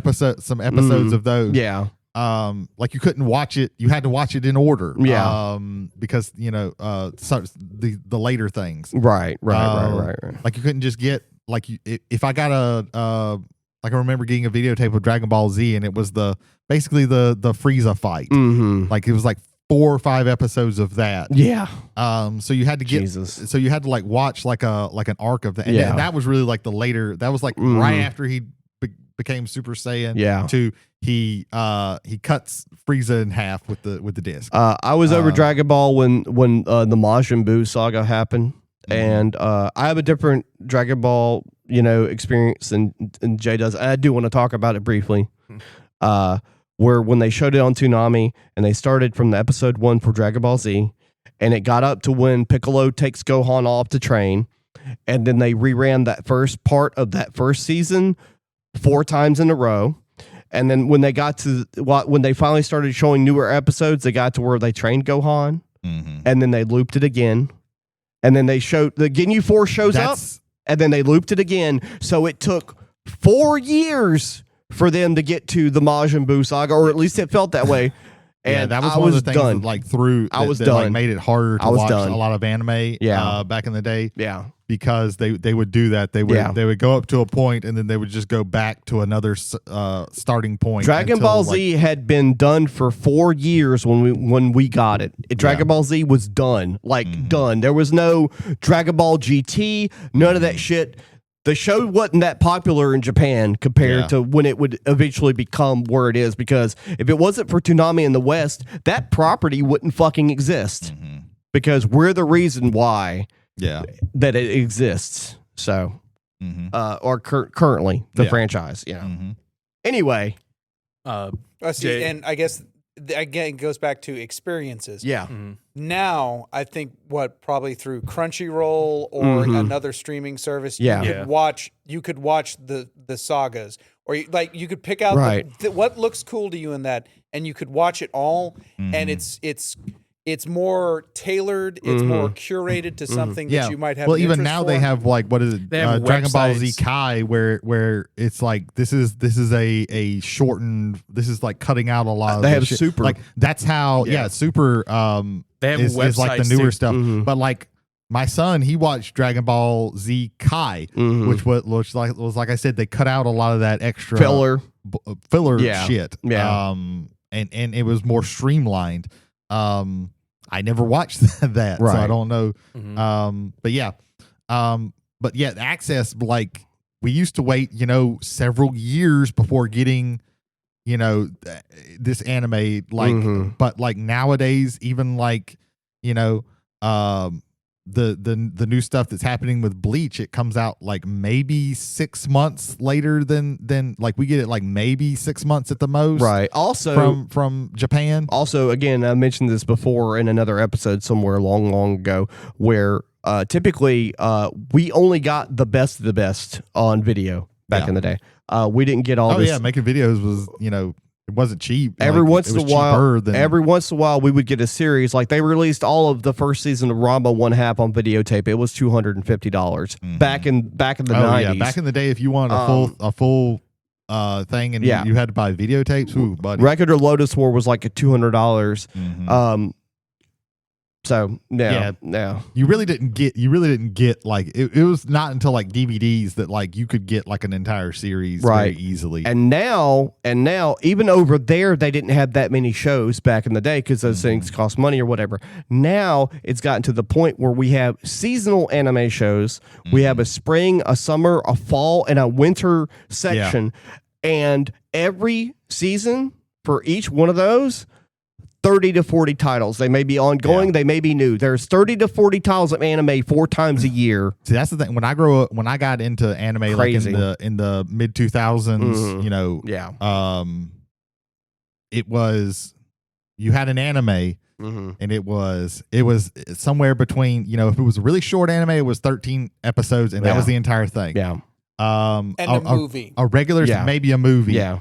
Some of them had movies, some of them didn't. Some of them didn't, but there was a lot of there were a lot of movies that were just okay. But it was like a quick series where it was like 13 episodes. Then you had like Bebop to me is the quintessential one for that. Well, Where it had a series run, and then it also had a movie but that goes someplace. it was like a full it was like a full size series because that one had like 25, 26 episodes. It was a full season, a full American season. That one, Evangelion, like these are like the full seasons. And then sometimes you had a show like the first version of Full Metal Alchemist. It was like a 50 episode thing. Right. So it had sort of kind of 2 seasons, but it was really like you never like the idea nowadays of like of these episodes of these animes like happening in seasons, like kind of breaks. Like the only thing that really was seasons was like long running shonen anime, like your Dragon Ball Z, your Naruto, your Bleach, Yu Yu Hakusho. Like those were the shows that had seasons because those were like hundreds of episodes. And if it was a shorter anime, they just like played the whole thing. Like, or it could be an OVA, right? Yeah. Well, original video animation. Sometimes you had an OVA, and they were called OVAs because sometimes there would be like 3 parts to one, and sometimes there would just be one, and they were all about 50 minutes to an hour. By the time I got into anime, that was not like that died. It was a 90s thing. It died. It died as soon as 1995 or 96 happened. OVAs it was died. a much less common thing. Yeah, you could get like, hey, we're re-releasing the OVA of this. Sometimes they would have a show where they would have the show and they're like, hey, here's also the OVA of it. Some of them did, because OVAs were like original video animations, which means like a videotape well before DVD, because a lot of them, like shows like Genocyber and Guyver Bio Booster Armor, could not be shown on even Japanese television because they were just too fucking gory and too adult, and there'd be nudity and people's arms and legs would be ripped off and shit like that. Oh, a lot of the not Guyver, but like a lot of those older like horror anime like movies are on Prime. Like, Devil City, Shinjuku. Yeah, Devil City, Shinjuku, and I think Wicked City. Wicked City is also on there. There's like those are fucking rad. There's like by the 3 way. or 4. I keep saying I'm gonna go back and watch them, but I just haven't had a chance. In recent years, I've fallen out of love with Wicked City. Ninja Scroll. Oh yeah, yeah, for sure. There's cool parts of Ninja Scroll, but there's some like cringy parts. Both the Vampire Hunter Ds though hold up pretty well. Oh, I love Vampire Hunter D, man. Those hold up still. Yeah. There's some weird. There's especially that first one. There's some Weird shit some going weird on. Stuff. Yeah. But yeah. Are there any final things that we want to touch on before we end this? Or? I think for me, the big thing between generations and now is access to media. Yeah. Yes. And I think that has That's been the big getting, difference. even during ours, there's been a progressive move towards more access to media. Because I making think everything more streamlined. Well, I mean, I think about like my mother and father's generation. It's like ABC might show Shane one time, and then that's it. Like, the big budget movies, it was a roll of the dice when you got to see it on actual television. You had to go to the movie theater. Well, I mean, and that was like a talking about once every once in a movies while. from like the 30s, 50s, like stuff like, with the exception of like horror movies, which had their place in the late night horror host era of Elvira and Morgus and the great Zachary, and I think even to this day with Sven Gulli. Like that still exists. It's not as prevalent, but that's what you had then. And then you move into our generation where actual like VHS and eventually DVD comes about, and then we have your generation, which is at the tail end of VHS going in, the tail end of DVD going into Blu-ray, but then most importantly the streaming era, where this stuff is now because we need as much content as we have. Yeah. You already have content. Let me pay you this so that people will pay me more in an aggregate to be able to watch it. I think that is the big, I don't want to say disconnect, it's the big thread that runs through all the generations is what was your access to media? Yeah. And then in a corollary to that is what do you choose? Because when you had fewer choices, you had to kind of make your choice. You had to make your decision Whereas now it's like, I can literally put off watching these three things because I want to watch this more, but these three will still be here for me. And also to balance off what you're saying, like we complain about like, that we're still kind of living in a cable era where we have all these different streaming services that we have to pay for. But if you think about it, like for example, in like 1997, I couldn't tell you how much money I spent on renting movies and renting video games. It was probably 4 to 5 times what I spend a year now on streaming services. Even though that's just how I feel about it. Not everybody spends the same amount of money on this stuff, but I spent a god awful amount of money on renting movies. I know I did too, DVD. but I don't think it really compares to. Well, at the end of But at the end of Blockbuster, they were new releases were like $4 to $5. If you only rented, and typically you wouldn't just rent one movie. Yeah. You would get a new release and a couple other movies. You would probably end up spending on average about $10, if not a little bit more. Once a week, that's $40 a month. That's just on renting, not mentioning anything about how much money you were paying for cable television at the time. Yeah. On top of that, so it's also like the differences of like discovering things. Because like nowadays, if it's on a streaming service, you're kind of dependent on the algorithm as to what they show you. You are. It's very hard to just browse. Yeah. And it was hard in a different way. But you really back in browse the day. off site. Like I will look up Google and where is this thing Just being watch is streamed? something I use. Well, Or oftentimes you're in a we'll have to conversation. watch like a YouTube video and they mention, hey, this movie. Yeah. Unless you use your computer. But yeah. But there was also browsing a video store was different in that their selection is like infinitely less than what is on like any of the streaming services. Right. But it felt like you had a little bit more control as to, okay, I want to look for action. Here's the action. You'd walk into that section. Let and me look at through it. that section for 20 minutes and see if I can find something that I think back to 2-3 weeks ago during our Kurosawa talk, we all picked out 4 different movies, and there were 4 different Kurosawa movies. Go back to that video place in Ocean Springs, which was the big mom and pop store. It's like you'd be lucky to maybe find one of those. And it would probably be Seven Samurai. Foreign films like that was not. You had finding a film that was not in English was a rarity. And all four of those were a click of a button and a payment monthly to the service that they were on. Yeah. But even then, you could have also maybe dipped into, like, you could have bought the Criterion Blu-ray. There are there's more access to it. Right. And when it was on, it could be on videotape, maybe, who knows? But if it was on videotape and it was foreign, it was probably subtitled, and hopefully the subtitle, like, for example, when I watched Ron, the bottom of my screen had a little black stripe so you could see the subtitles, because I can't tell you how many times I rented something that had subtitles on VHS and the subtitles would be in a fucking random color, like yellow. Yellow on a background is not good. You couldn't read jack shit. And I will say,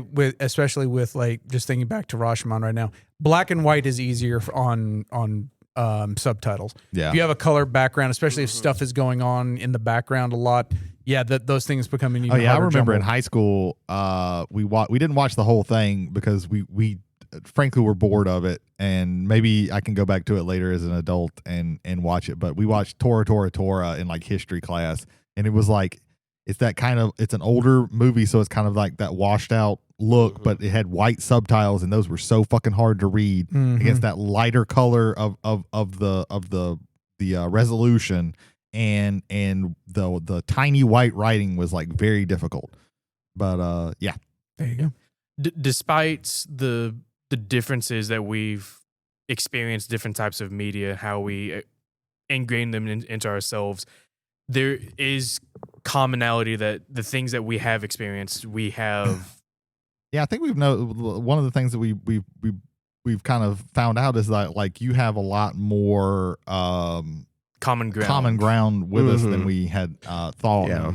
And all that I owe to my father showing me DVDs of definitely things that he's grown up with. Yeah. My brother showing me Howl's Moving Castle that evolved into me. You know how many times I've tried to get my daughter to watch The Goonies?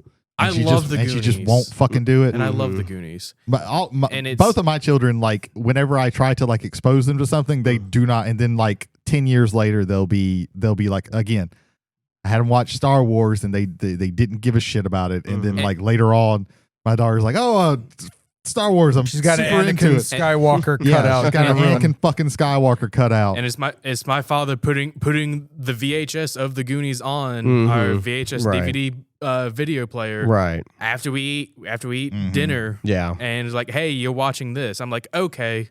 Yeah. And that's where I am. You got lucky, kid, because I'm gonna tell you right now, most people in your age bracket right now have no fucking clue who the Goonies are. Yeah. Unfortunately. That's just the way it is. I'll say this though, the sad thing in the end of all this, not so sad really, is that we're all acclimated to how things are. Yeah. You know, we're all on the same page as far as our ability to watch things. Unless you have a huge DVD collection like me and Brady, you are gonna have to fucking flip through the screening of all the streaming services to find something. And I've got what I call the 10-minute rule.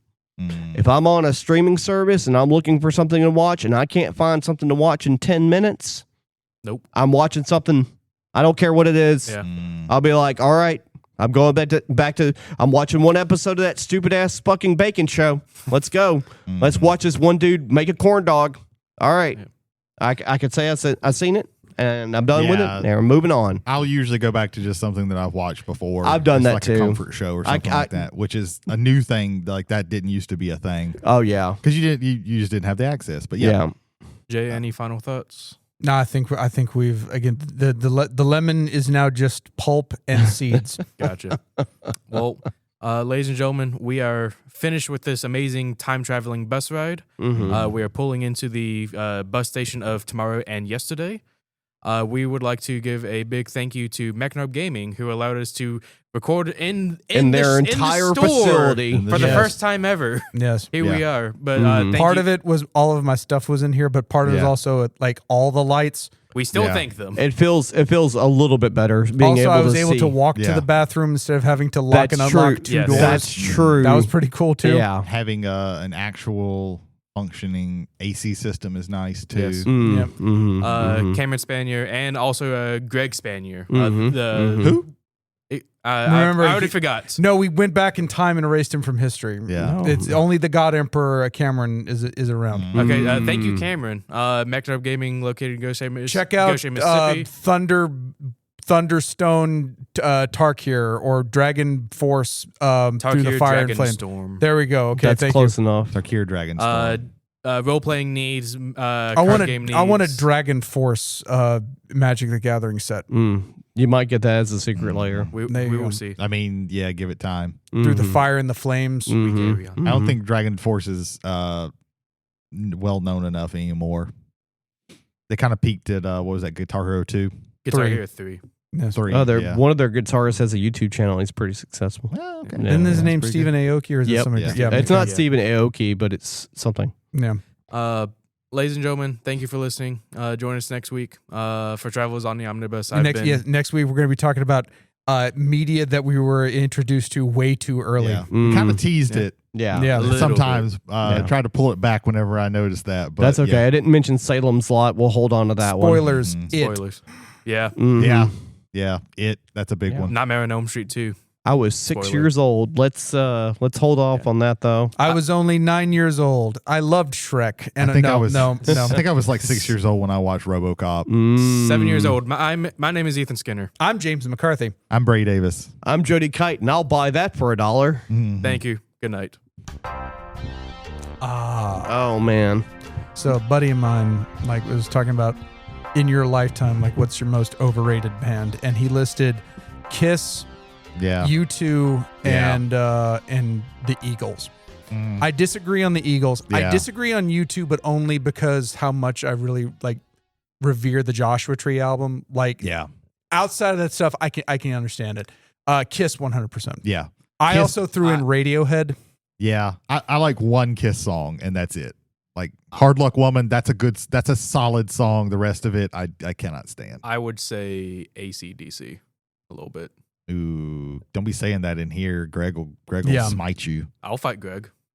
Remember? No, you no, erased we him from erased him. history, so Oh, the shit. fight's already won. The Quick, let's time travel.